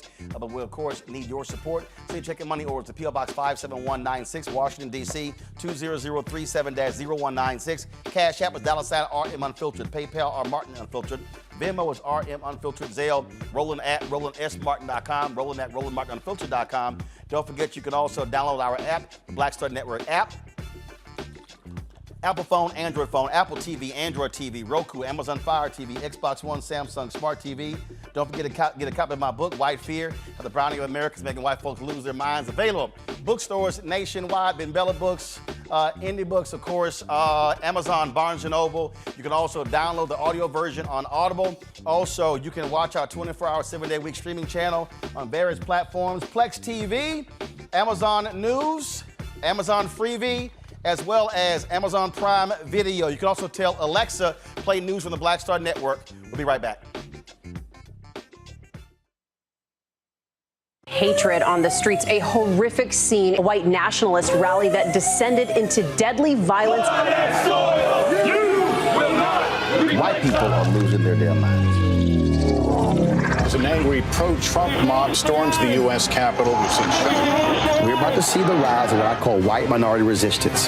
We have seen white folks in this country who simply cannot tolerate black folks voting. I think what we're seeing is the inevitable result of violent denial. This is part of American history. Every time that people of color have made progress, whether real or symbolic, there has been what Carol Anderson at Emory University calls white rage as a backlash. This is the rise of the Proud Boys and the Boogaloo Boys. America, there's going to be more of this. Here's all the Proud Boys, Dave. This country is getting increasingly racist in its behaviors and its attitudes because of the fear of white people. The fear that they're taking our jobs, they're taking our resources, they're taking our women. This is white fear.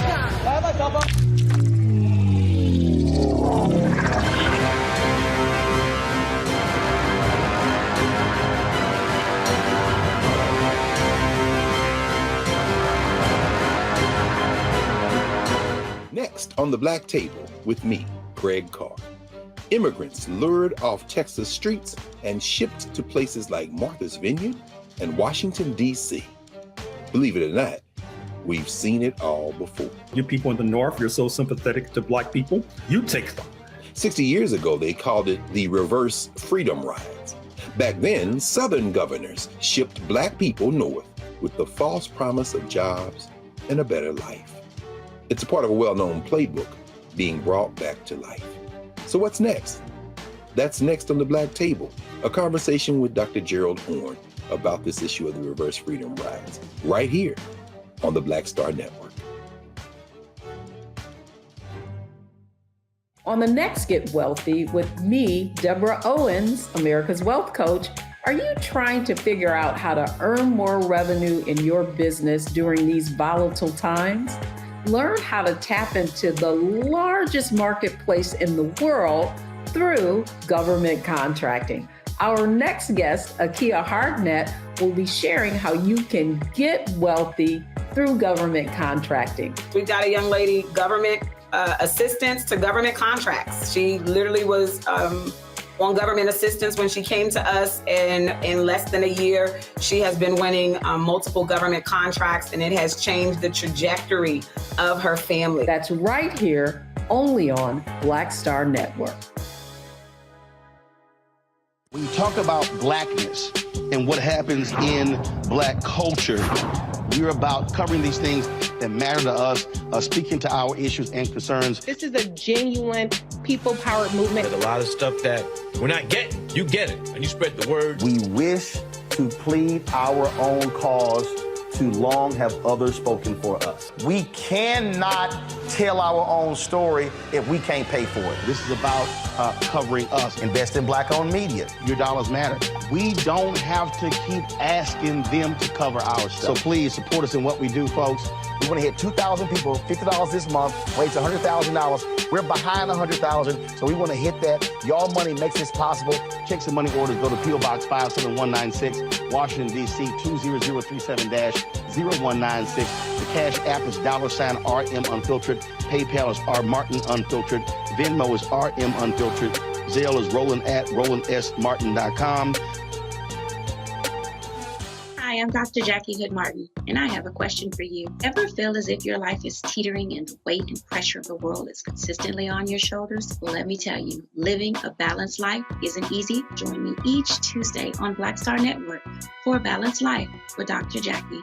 We'll laugh together, cry together, pull ourselves together, and cheer each other on. So join me for new shows each Tuesday on Black Star Network, A Balanced Life with Dr. Jackie.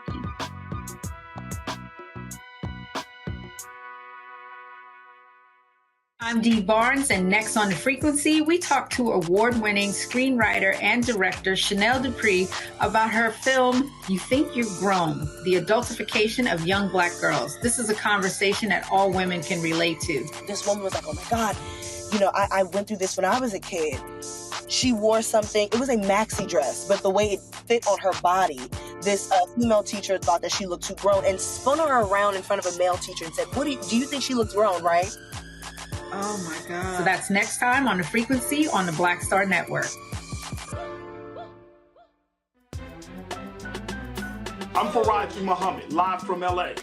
And this is The Culture. The Culture is a two-way conversation. You and me. We talk about the stories, politics, the good, the bad, and the downright ugly. So join our community every day at 3 p.m. Eastern and let your voice be heard. Hey, we're all in this together. So let's talk about it and see what kind of trouble we can get into. It's The Culture, weekdays at 3, only on the Black Star Network.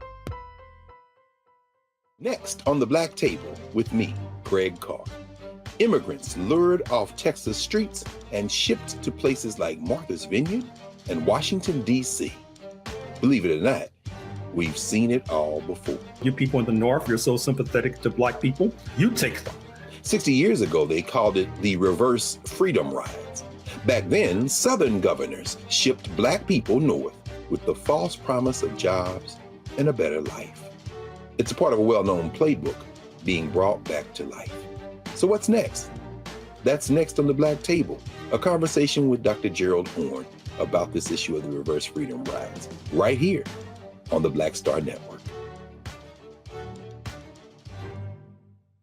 When you talk about blackness and what happens in Black culture, we're about covering these things that matter to us, speaking to our issues and concerns. This is a genuine people-powered movement. There's a lot of stuff that we're not getting. You get it, and you spread the word. We wish to plead our own cause.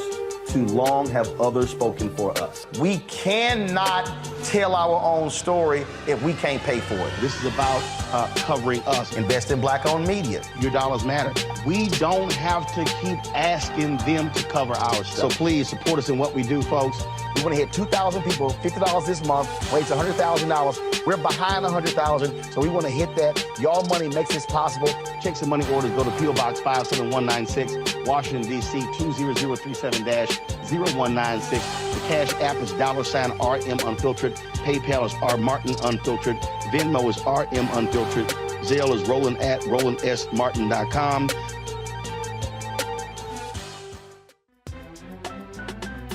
I'm Faraji Muhammad, live from LA. And this is The Culture. The Culture is a two-way conversation. You and me. We talk about the stories, politics, the good, the bad, and the downright ugly. So join our community every day at 3 p.m. Eastern and let your voice be heard. Hey, we're all in this together. So let's talk about it and see what kind of trouble we can get into. It's The Culture, weekdays at 3, only on the Black Star Network. Me, Sherry Shepard, with Sammy Roman. I'm Dr. Robin B., pharmacist and fitness coach, and you're watching Roland Martin Unfiltered.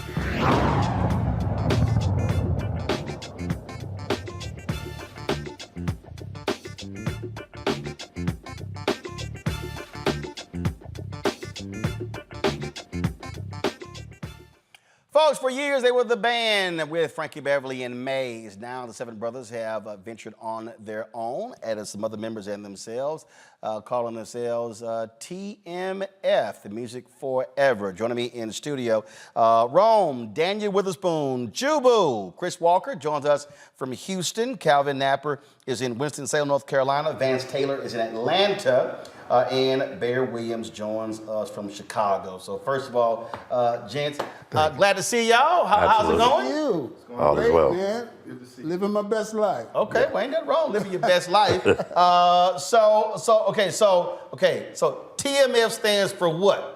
The Music Forever. It's All an right. acronym for the Music Forever. All right, because in February when the release came out of y'all launching the tour, it was something else. It was. Right. Yes. The maze All right. factor at the time. Huh? It was the maze factor at the time. Gotcha. All right, so how did we get here? For the longest, you were one of the founding members of Maze, right? Yeah. All right, how long, you were in the group for how long? 23 years. 23 years? 2 years. 2 years. And who else who else is on? There's 20 years. Calvin's 13 years. Vance is 20 years as well. Got it. So it's a long, long time. Yeah. What happened? How did we get to this point? Well, I think Bear can explain that. All right, Bear? Bear, you got me? Doing, Roland. All right, yeah. Basically, let me just start by saying thank you for having us on. Thank you for allowing us to clear the air, if you will, about this particular subject. We had basically a breakdown in communication with the new management company that took over after our former management suddenly passed away about almost 2 years ago now. Yep. And so there was a new management team brought in. We did not know them. You know, we had been with the other team for as long as I've been there for 20 years, you know. And so they came in, they promised us, you know, transparency. They promised us open book, you know, open door policy. And at first, everything seemed like it was going to be just that. But as quickly it started to deteriorate, less and less communication. And the communication thing finally came to a head. We were scheduled, the band that you know now as TMF, we were scheduled to perform with Frankie at the May 7th performance of Maze featuring Frankie Beverly at the NOLA Jazz and Heritage Festival. Yep. What happened with that was we did not perform because we had a labor dispute, and management decided that, you know, basically it was not worth negotiating with us on it. And so they basically canceled our tickets, our flights.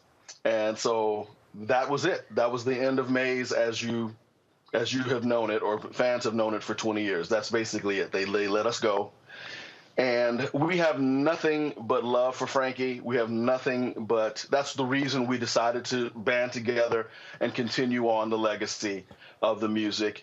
Frankie has not retired. We never said he was retired. We never said that that he should have retired. We never tried to attempt a coup to take over the band. That was some things that are said. There's been a lot of erroneous things said online about us, which simply are not true.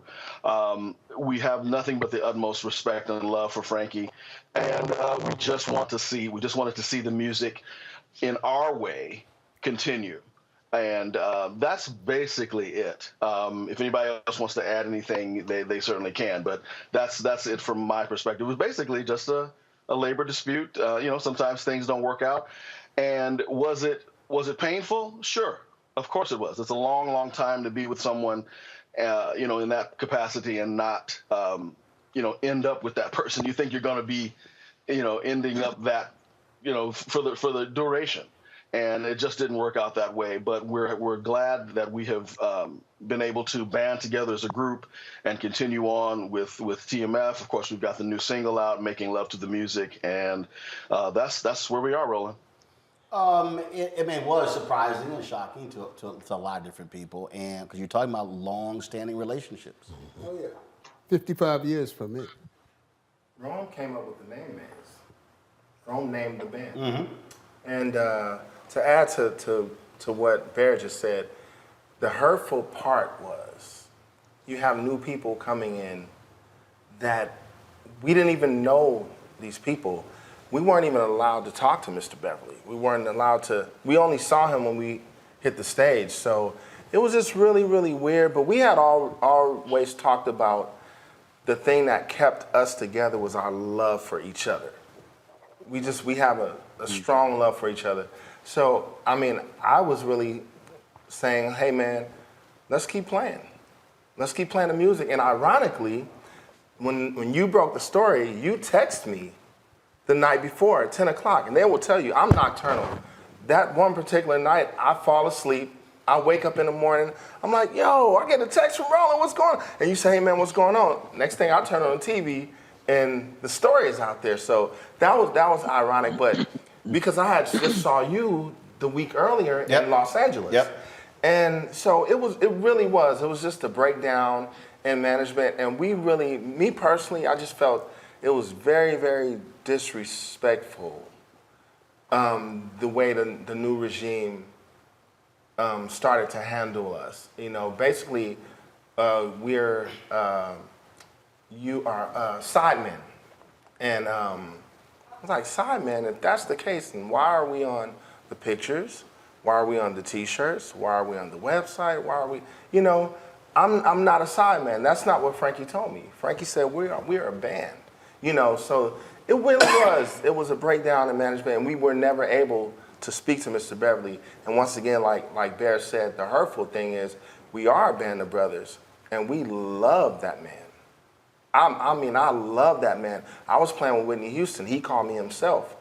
And I left immediately because I love this band and I love that man. So that's the thing that's important to me, that the people know that it's nothing against Mr. Beverly. Yeah, and more importantly, go ahead. Correct. With this band, I mean, with these musicians, I mean, just phenomenal musicians and their body of work. I mean, if you went around the horn, they played and performed with some iconic people. And having that, there was no way we were going to just allow anything but us sticking together, even after Frank decided to retire. Our plan was always to continue as a band and close a chapter and begin a new journey. Have y'all talked to Frankie since? No, I reached out to him. I left him a heartfelt message. But again, it's a lot of control on that end, a lot of control. I mean, that has to be surprising. I mean, because look, it's not like, you know, like some folks where they perform, you know, occasionally. Y'all on the road constantly. Y'all were forever. 9 months out of the year, easy. I forgot, I'm sorry I forgot his name, but when, was he your drummer? When he passed, McKinley Williams. He was our other percussionist. Right, and you were on tour. Yes. And he passed away. Yeah. Y'all performed that. We were in Tennessee. Yeah. We were in Chattanooga, Tennessee, and they pronounced him passed at about 5 o'clock. He had a heart attack. He had a heart attack, and Frankie called each one of us individually, and he said, "What do you guys think?" And honestly, we all said McKinley would want to perform. And I mean, we were all crying, and it was crazy, but that might have been one of our best shows because that's who he was. He was a player. He played. You know, that's what he lived for. So we did that to honor him, but it was tough. Of course. I'll say when I got a notification, I was kind of like, yo, what is this? When you're announcing this, you did your first performance together. Christopher, that was in Atlanta, correct? Father's Day. Chastain Park. Yeah. Father's Day? Anthony Hamilton. Yeah, Anthony Hamilton. Chris? Yes, I'm here. Go ahead. Just talk about, again, getting together and that first performance in Atlanta. Well, you know, for me, that was a bit scary because, you know, the audience was so used to seeing these guys with Frankie for so many years. I was on pins and needles because, of course, you know, I'm a huge fan and I've been a fan for so many years. In fact, I got my start in the business working with Regina Bell, and her first tour was opening for Maze featuring Frankie Beverly. I was 19 years old, and I was singing a duet in the show with her. And many nights I would look in the wing, and there would be Frankie standing there listening. And on a number of occasions, he came up to me and said, "Young man, keep doing what you're doing. You have a great voice. You're going to make it one day." Of course, fast forward, I never thought in a million years that I would be in this position working with these incredible guys. So Chastain Park, we're there. We walk out on stage. The audience is sitting there with their arms folded, mean mugging us. I mean, it was tough. So the first 4 songs, you know, and again, hold on. So for the audience to understand, so this was the press release. So people at home probably saying, "Okay, I understand why they were." No, do not go. No, just stay on me. Just understand, folks. This was the press release, and this is probably why they were like, "Man, what in the hell is going on?" And it was TMF, formerly of Maze, featuring Frankie Beverly, kickoff tour in Atlanta, an all-white affair. Now you can go into it. An all-white affair starring Anthony Hamilton and the formerly of Maze, featuring Frankie Beverly. Okay, and so then they had the photo as well. So the audience was probably like, what in the hell is going on? Is this like an imposter group? Because look, those of us who understand music, we know with the Temptations, when they sued Dennis Edwards, you've had the Spinners, you've had these sort of different groups. And so, Chris, go ahead. You said the audience was arms folded, looking like, what y'all gonna do? Look here. So the first thing I said when I addressed them, I said it's pretty obvious. We know who I'm not, and who I'm not trying to be, and I can't be. No one can ever replace Frankie Beverly. You know, so once they... And y'all came out there in all that white. Well, you know. So they were really trying to cuss y'all out. Go ahead. But I'll tell you, man, before we go on stage, we pray. And the guys told me, they said, just speak from your heart. And after I addressed them, it was like pouring hot water on ice. The audience, there was a shift in the atmosphere. And they embraced us. And from that moment on, they couldn't deny it. I mean, and people were out there, you know, you could see heads moving and the toes tapping, but in those first 4 songs, they were just confused and in their emotions. But after that, man, it was a party, and we ended the night with a standing ovation. Let me jump in there, Chris. So they would look at y'all like the guest preacher? Well, here's the thing, though. Here's the thing. We have pride, too, and we knew we're the DNA. For the last 20-plus years, we're the DNA, right? So when it got to golden time of day and I walked out to do my part, I'm looking at the people like, y'all not gonna get with me? Y'all don't remember me? I'll solo for the rest of the night until y'all, you know. So it was that thing to where once Chris really did pour out his heart and tell these people, hey, we're not trying to replace Mr. Beverly. No one can do that. We just want to keep playing music, man, you know. And the people started, it was almost to a point where they felt ignorant. They felt stupid, holding a grudge like, it's good music. Right. I think a lot of it was curiosity, too. You know, they had heard about us, but they actually wanted to see us. And it's a tremendous amount of respect for Mr. Beverly, which we get. Yeah, you know. And one thing I'll add, I said to the audience, you can't deny these guys. They've been with him for 20 plus years. And all I said to the audience was, please just give me a chance. Just give me a chance. And they did. They opened up their hearts, man, and they embraced us. I want to bring in Calvin and Vance. Calvin, go ahead, your thoughts. I'm sorry? I said, Calvin, your thoughts. Go ahead.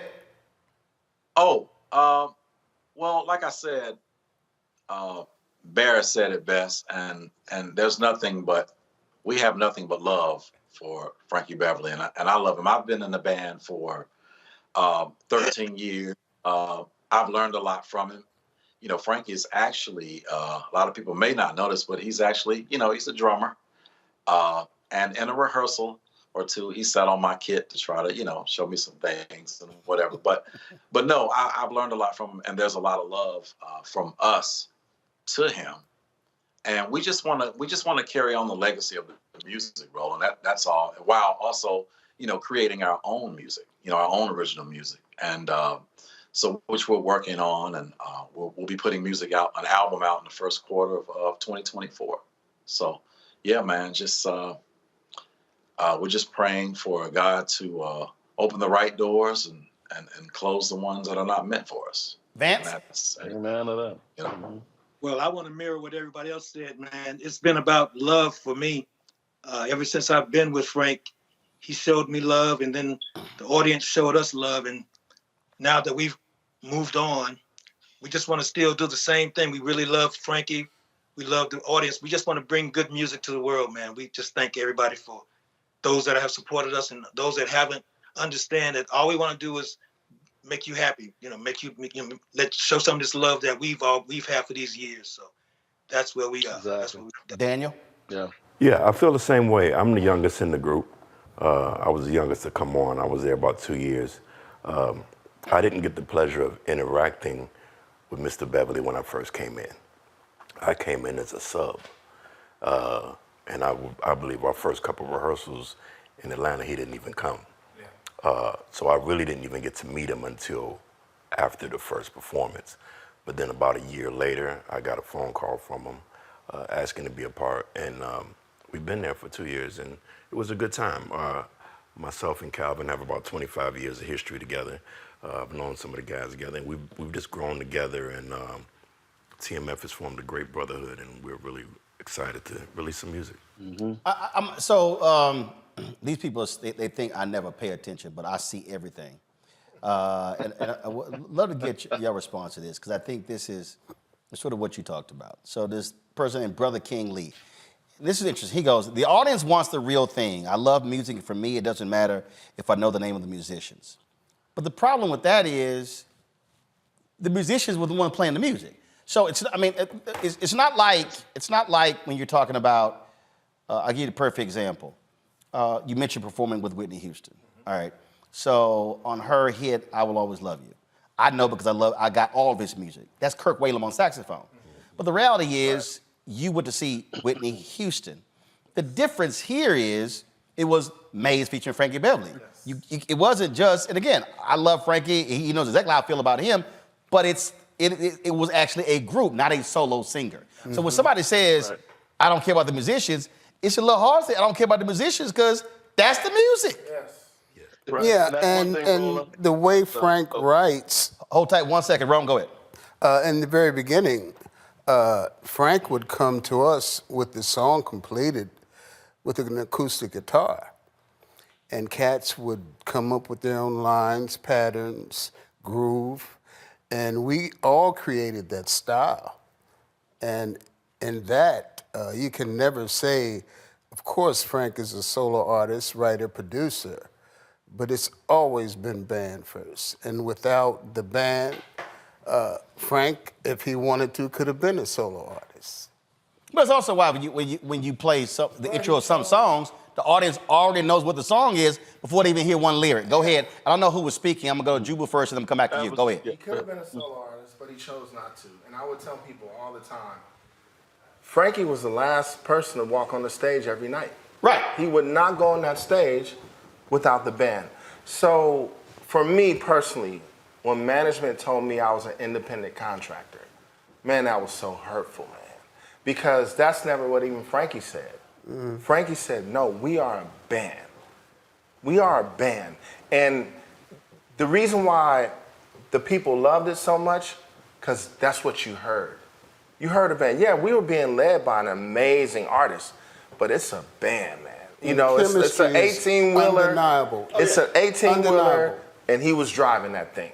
You know what I mean? But, but it is what it is. Yeah. Whoever was speaking, go ahead. Go ahead. What I wanted to add to that, what I wanted to say was, no artist is an island. No one. I don't care who's singing. I don't care who wrote the songs. Those people that they incorporate in that conglomeration, that group, that whatever it is, there's a certain DNA that each musician brings to the table that makes or breaks that music. And for someone like you said to say, well, I don't care who's playing, it's kind of I'll say it, it's insulting to someone who has been in the trenches as long as I have, as long as we have with this group. It's our DNA for the last 20 years for me. Well, it's our DNA. It's sort of like when the Funk Brothers, when the documentary came out, and people finally got a chance to know who these artists are, who actually played on more #1 hits than anybody else. You can't, you can't have a conversation about the Motown sound, and you call it the Motown sound, but you're only talking about the artists without understanding, how those songs came together, and how it's put together. And a lot of people go ahead. The creativity came from everyone, and it always has with us and most artists that I know of. I mean, there's some solo artists, there's some exceptions. Prince played everything, so he didn't really need to do what Frank did. But for the most part, It's been a band, and Frank is a band guy. That's why he wasn't a solo artist. But Rome, even Prince, live, he had to have those players. Oh, and yeah. they rehearsed for 6 months before they went on tour because he had to massage those DNAs to make it what it was for that tour, that Whether moment. it's New Power Generation or any other difference. Yeah, Absolutely. And I also wanted to say this too. And I used to say this to Frank all the time, like, the music is bigger than the people that created it. The music stands. And we had some backlash when we first started this thing. How dare you guys go and play that music? And I would say, people, have you been to a local club lately? There's a million tribute bands that's playing this music. Right here in D.C. Yeah. Oh, I was in Birmingham and the group was playing. Whenever I travel the country, I like to go listen to live music. So when I was in St. Louis, when I was in Birmingham, I'll be anywhere. I'm like, yo, I'm gonna go hear some live music, and you're gonna hear. And then what's going to happen? You're going to hear the whole audience singing the song. And again, and they know the musical parts as well as the lyrics. And so they understand all of it. Right. Hold tight 1 second, go to a break. We come back. We're going to play your new single. We're going to talk about what is the new road ahead for TMF. Folks, you're watching this exclusive interview right here on Roland Martin Unfiltered on the Black Star Network. We'll be right back in a moment. When you talk about blackness and what happens in black culture, we're about covering these things that matter to us, speaking to our issues and concerns. This is a genuine people-powered movement. There's a lot of stuff that we're not getting. You get it, and you spread the word. We wish to plead our own cause. Too long have others spoken for us. We cannot tell our own story if we can't pay for it. This is about covering us. Invest in black-owned media. Your dollars matter. We don't have to keep asking them to cover our stuff. So please support us in what we do, folks. We want to hit 2,000 people, $50 this month, raise $100,000. We're behind 100,000, so we want to hit that. Y'all money makes this possible. Check some money orders. Go to P.O. Box 57196, Washington, D.C. 20037-0196. The Cash App is $RM Unfiltered. PayPal is R Martin Unfiltered. Venmo is RM Unfiltered. Zelle is Roland at RolandSMartin.com. On the next Get Wealthy with me, Deborah Owens, America's Wealth Coach, are you trying to figure out how to earn more revenue in your business during these volatile times? Learn how to tap into the largest marketplace in the world through government contracting. Our next guest, Akia Hardnett, will be sharing how you can get wealthy through government contracting. We've got a young lady, government assistance to government contracts. She literally was on government assistance when she came to us, and in less than a year, she has been winning multiple government contracts, and it has changed the trajectory of her family. That's right here, only on Black Star Network. Farquhar, executive producer, Proud Family. You're watching Roland Martin Unfiltered.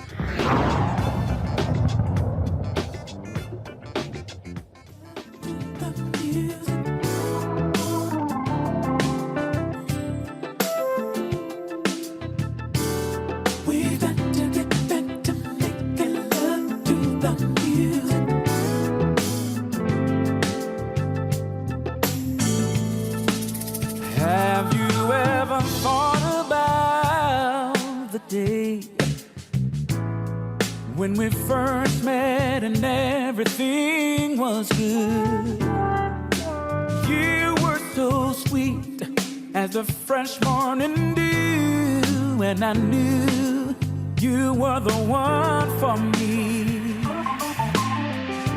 You came into my world, gave me a reason to smile again. Every time I hear our favorite song on the radio, takes me back to the first time we made love. Oh, yeah.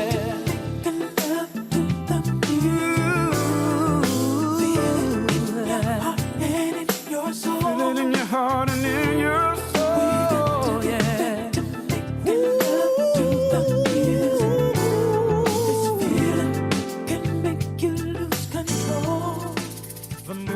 folks, that is Making Love to the Music by TMF. How did that song come together? Where did it start? Chris? Yep. You wrote it. Yeah, I wrote it, of course, with these guys in mind, and I knew what they would bring to it, and they brought it to life. And yeah, it's a sensual song. It's grown folks music, which is something that I believe is missing today. Exactly. Yeah. So you say grown folks music. Mm-hmm. Yeah. It's grown up. I mean, it's real live musicians.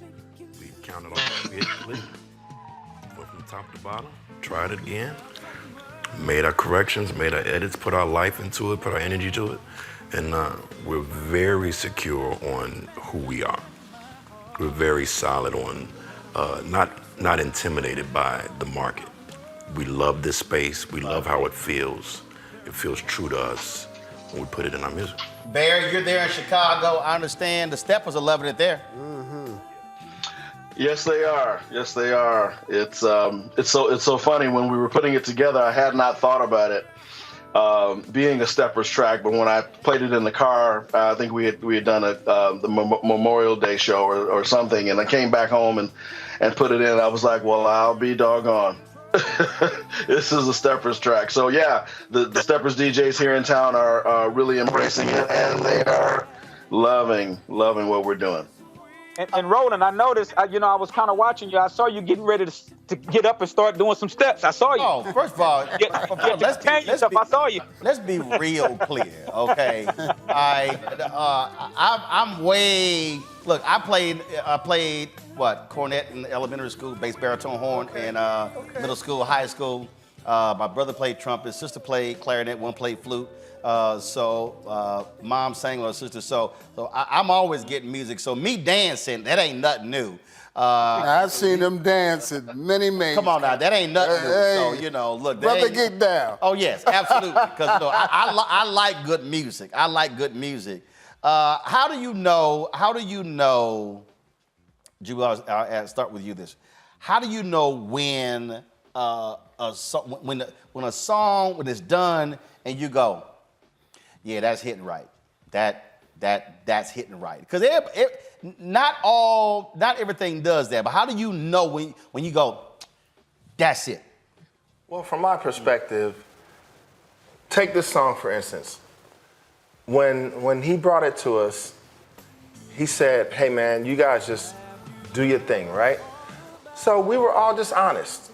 We were all honest, but everybody's bad. Like, most humbly, we're some bad brothers on our instruments. So what we had to do is come in a mind of production. It's not live. We're producing this right now, right? And so when we all went back in the room, it's like, wow, man, this feels good. It feels good. And we really did. We knew. We really knew, man. Mm-hmm. And it was like he said, it was just a fact of, okay, how's the market gonna take this? But and I'm gonna take something from Kanye. We're the market. We're the market. And that's how we're feeling about it. We're gonna do this music, and you're gonna love this music, or you're gonna feel ridiculously dumb for not loving this music. And it was so easy to record, as well as easy for him to produce. It makes it all easy for everybody because, again, the one thing we have live as well in the studio is the chemistry. And that's big, in anything you do. If you have that, that's special. And we've had that with Maze as well as TMF. And I think, Calvin, that's the thing. I remember for years when I was in Chicago, WVON radio, and then even when I did the special on Maze and Frankie Beverly for TV One, and I would ask people all around the country, I would say, what is it about the music? Why do black people respond the way they do? And there was always these very interesting answers that people would give, whether it was Cornel West or Susan Taylor or Michael Dyson or Usher, all this sort of people. And the thing about it was the most important thing people would say is they would say how it makes us feel. Absolutely. And I think that's at the end of the day, when you listen even to this song, how do you feel listening to it? Yeah. See, Kay got the one word. Yeah. You're like, that's it. Vance, go ahead. Man, that's what I've always been about music, man. Even when I play, it's all about how it feels to me. And that's what this thing our whole band when we first did the song, it just seemed to, I felt like I wrote it. That's how much it felt good to me. So I'm in agreement with it about how it makes me feel. Chris, as a songwriter, explain to the public how when you write something, writing it looks totally different than how it comes out. So for you, seeing how the lyrics were received and then what the output was. Well, to be honest with you, I don't write the songs. I'm just a vessel that God uses to get the music out. Sometimes I'll sit down and play one note on the keyboard and a whole song will just appear. And I think it's just the Holy Spirit working through me to help people feel good. And the thing about it is when I'm in the moment and I'm writing it, it's like I get excited about it. And if I get excited about it, I believe that'll translate to someone else because of how I'm receiving it. So that's my process. And whether it's I'm writing jazz, gospel, R&B, it doesn't matter. Whatever the Holy Spirit gives me, that's what comes out. All right. Oh, I get it. Look, I don't write speeches. I just ask them how much time I got. I do. Boom. No, literally, I don't. All right. I don't even write. I gave a speech once. It was so funny. This woman's like, "Oh my God, that was amazing. We want to print the whole thing in our black newspaper." I was like, "Y'all better get somebody to transcribe it." She's like, "Can I get your notes?" I said, "Baby, ain't no notes." She's like, "You don't have any note cards?" I'm like, "Nope, that's all on top of my head." I said, "So transcribe it." That's one of your gifts. Period. That's one of your gifts. And so when but that's the thing that I think for a lot of people, again, when I go back to the music. So I said it earlier. And Bear, you can answer this. When anybody here has gone to a Maze featuring Frankie Beverly concert, you could play the first 10 seconds of a song. You can play the first 5 seconds. In many cases, 3 seconds. And then the audience knows what the song is. Mm-hmm. That's when people understand the power of the music. So again, lyrics are one thing, music is another, and when those two things come together, that's what makes a great song. Bear, go ahead. Yeah, no, that's totally true. We would have when we were touring as Maze. Like you said, we come out with "We Are One." Just the first ba-da-da-da, they know that immediately. They stand up immediately. Those first 3 notes, and it's just a magic when, like you said, when the lyric and the melody and the music and the musicianship come together. It's an amazing blessing. And so the other thing that I wanted to mention is the fact that we're talking about the process. We actually have a mini documentary that we did on YouTube, on our YouTube channel called TMF Making Love to the Music, the Studio Sessions, that actually shows our process and how we put the song together. It's about 11 minutes long. It's not long at all. But if people want to check that out, they can go to our YouTube, and that's all of our social media, by the way, is TMF The Soul Band, at TMF The Soul Band, so wherever they want to go. But yeah, people should check that out. It's a really cool way to see the process and how we put the whole thing together. Cool. Let's talk about album. So are you working on it now? Yeah, we have something coming out next year. Around February, I believe it is. That's the target. And everyone will be writing. We're going to have everyone submit, their own thing. So you're going to be hearing original material. And then live, I'm thinking we're going to always do the Maze guns, the hits. But it'll be pretty much a TMF set. All right, so everybody's going to be writing. So do y'all have like a Motown, Berry Gordy set up? thumbs up, thumbs down. So how y'all go about what makes the cut? It's a consensus. It's a consensus. Yeah. Like it has to be unanimous? Yes. Oh, absolutely. Does it? No 4-3 votes. Is it us? Is it truly us? Or, is it something? We're working on something right now where do we have to bend it? How much do we have to do to it to make it us?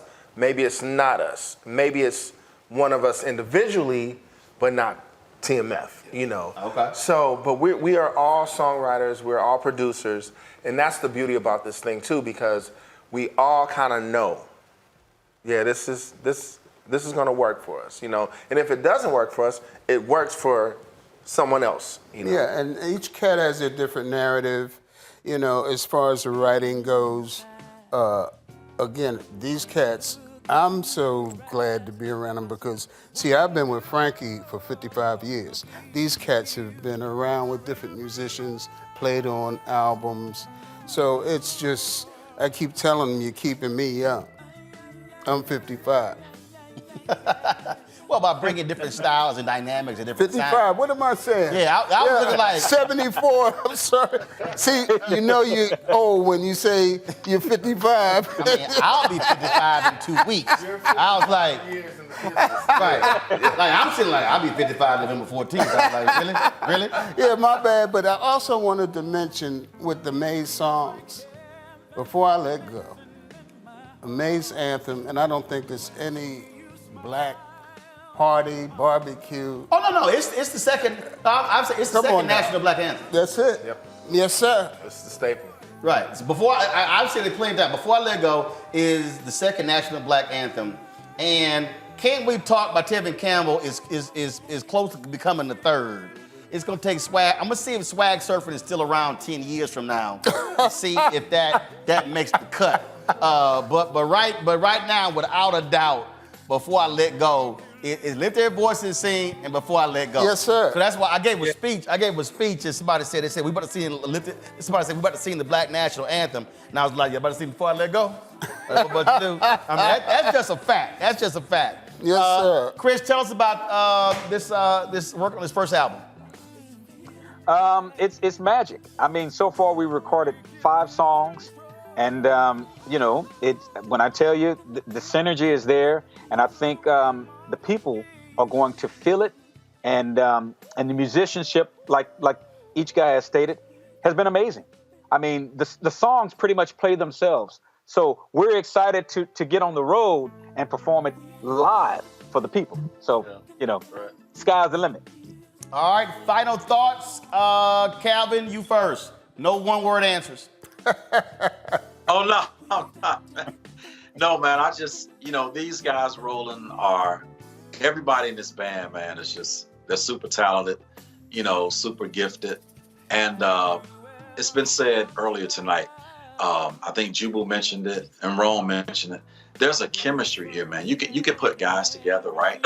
But you can put some bad guys together, but if there's no chemistry, you know what I'm saying? Because chemistry is everything. It's just like in relationships. If you don't have the right chemistry, it's just not going to work. And just like outside of the music and off the stage, I've grown, in relationship with these guys through, it's love here, man. It's just nothing but love. And then like when we get on our instrument, it just translates, man. It's just so pure. We can sit down at our instruments on the sound check, man, and we can just strike up a groove. Everybody falls in place. It's just like, it's amazing, man. And I'm just praying that, whatever opportunities God has for us, man, that we'll walk into all of those, And I'm just looking forward to this new journey, man, and this new chapter with these guys.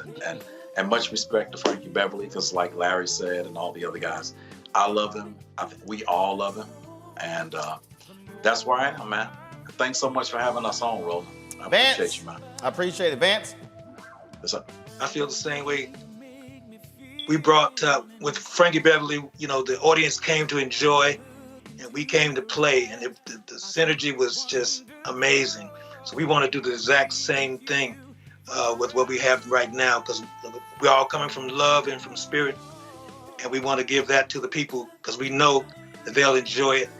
And it's coming from our hearts, and so just come out and check us out.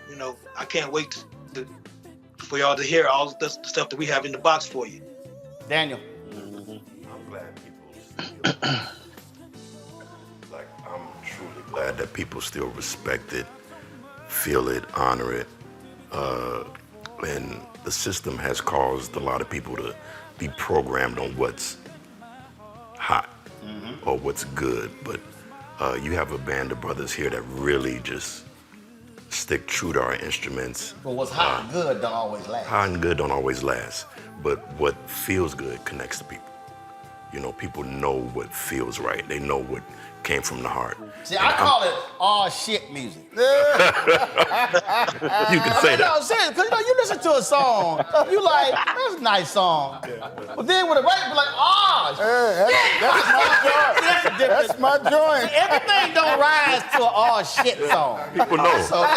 Yeah, they know. They know what's right.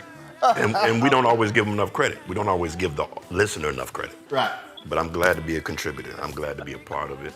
And never knew 30, 40 years ago, this is where we'll be sitting and talking about extending live music. But we're here and we're gonna keep grinding. Chris.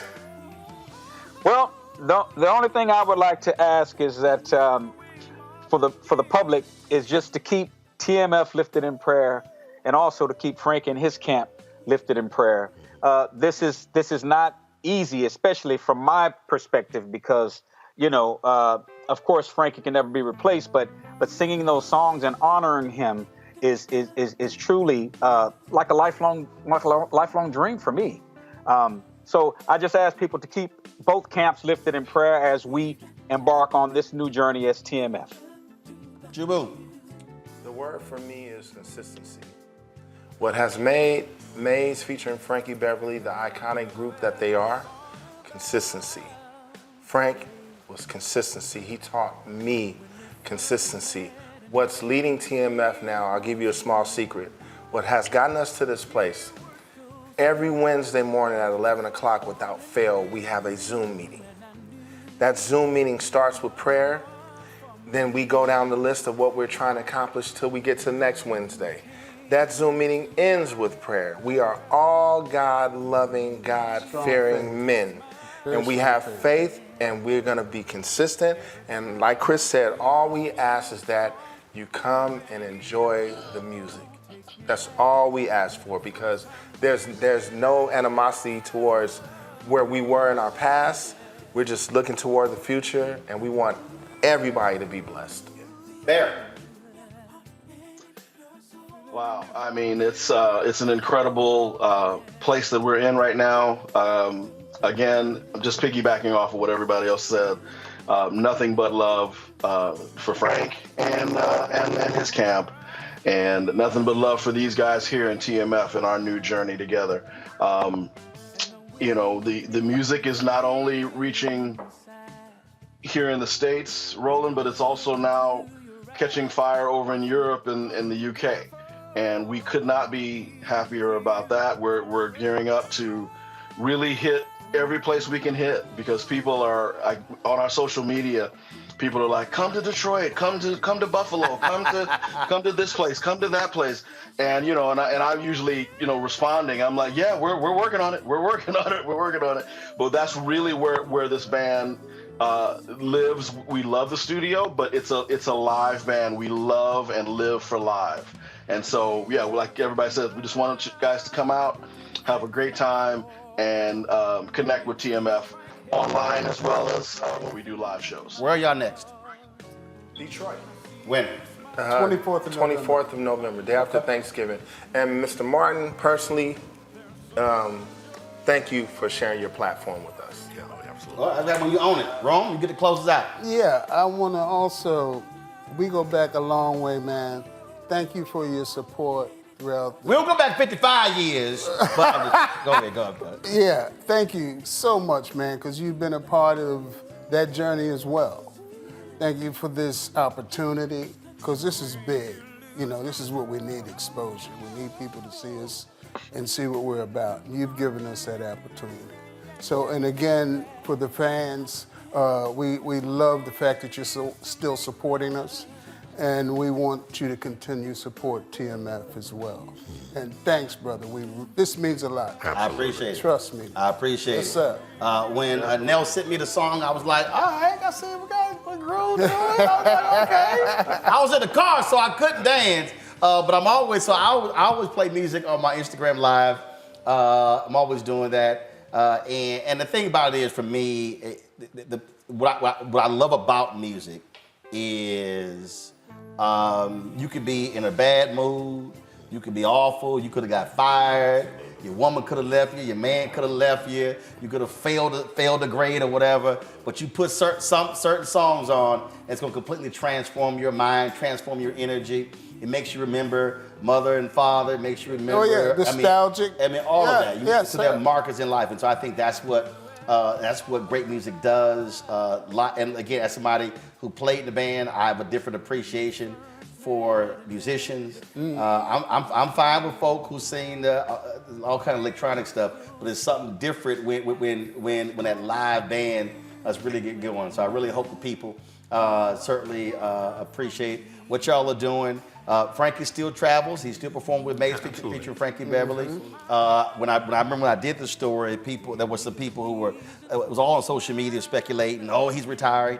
And I hit him, I hit Pam. I was like, hey, is this true or not? Because that's me. I'm always check first.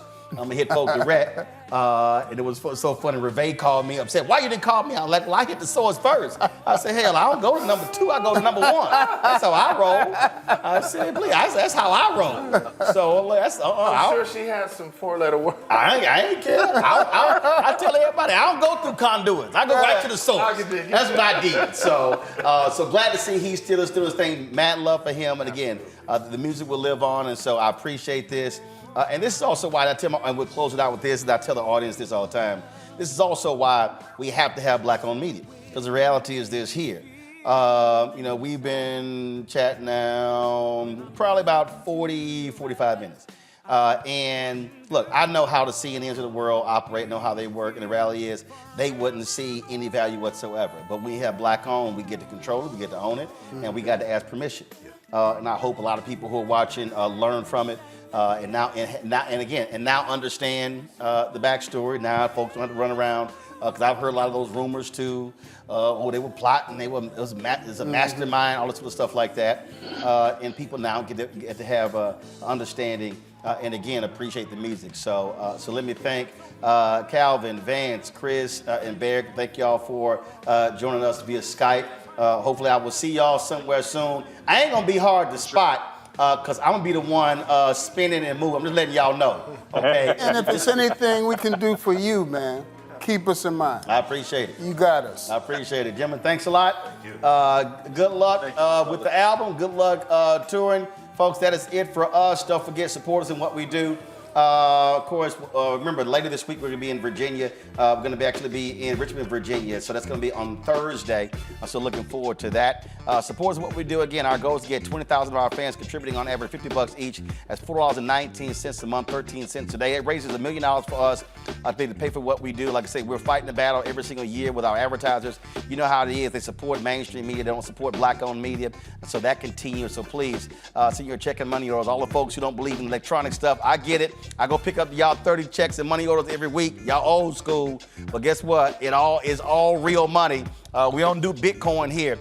Send your check and money order to P.O. Box 57196, Washington, D.C. 20037-0196. Cash App is $RM Unfiltered. PayPal R Martin Unfiltered. Venmo is RM Unfiltered. Zelle is Roland at RolandSMartin.com. Roland at RolandMartinUnfiltered.com. And of course, you can also download the Black Star Network app, Apple phone, Android phone, Apple TV, Android TV, Roku, Amazon Fire TV, Xbox One, Samsung Smart TV. You can also see our 24-hour, 7-day-a-week streaming channel. We're now on 4 fast channels. Amazon News, so simply go to Amazon Fire and go to Amazon News. Tell Alexa play news from the Black Star Network, so you can hear that audio over the Alexa. Also, check us out on Plex TV on their 24-hour streaming service, as well as Amazon Freevee and Amazon Prime Video. So when you look at the live TV grid on Amazon Prime Video, we're right there with ABC, NBC, and CBS. We're the only black-owned daily, black-owned news and information network in the country. And so support us that way. And don't forget to get a copy of my book, White Fear: How the Browning of America is Making White Folks Lose Their Minds. Available from Ben Bella Books. You can get it from Amazon, Barnes & Noble, Target, Books A Million, and download the audio version. Yep, I read it as well, unaudible. Folks, that's it. I'll see you tomorrow right here on Roland Martin Unfiltered on the Black Star Network. Holla! Folks, Black Star Network is here. Oh, no punches! I'm real revolutionary right now. Support this man, Black Media. He makes sure that our stories are told. Thank you for being the voice of Black America, Roland. Stay black. I love y'all. All momentum we have now, we have to keep this going. The video looks phenomenal. See, there's a difference between Black Star Network and Black-owned media and something like CNN. You can't be Black-owned media and be scared. It's time to be smart. Bring your eyeballs home. You dig?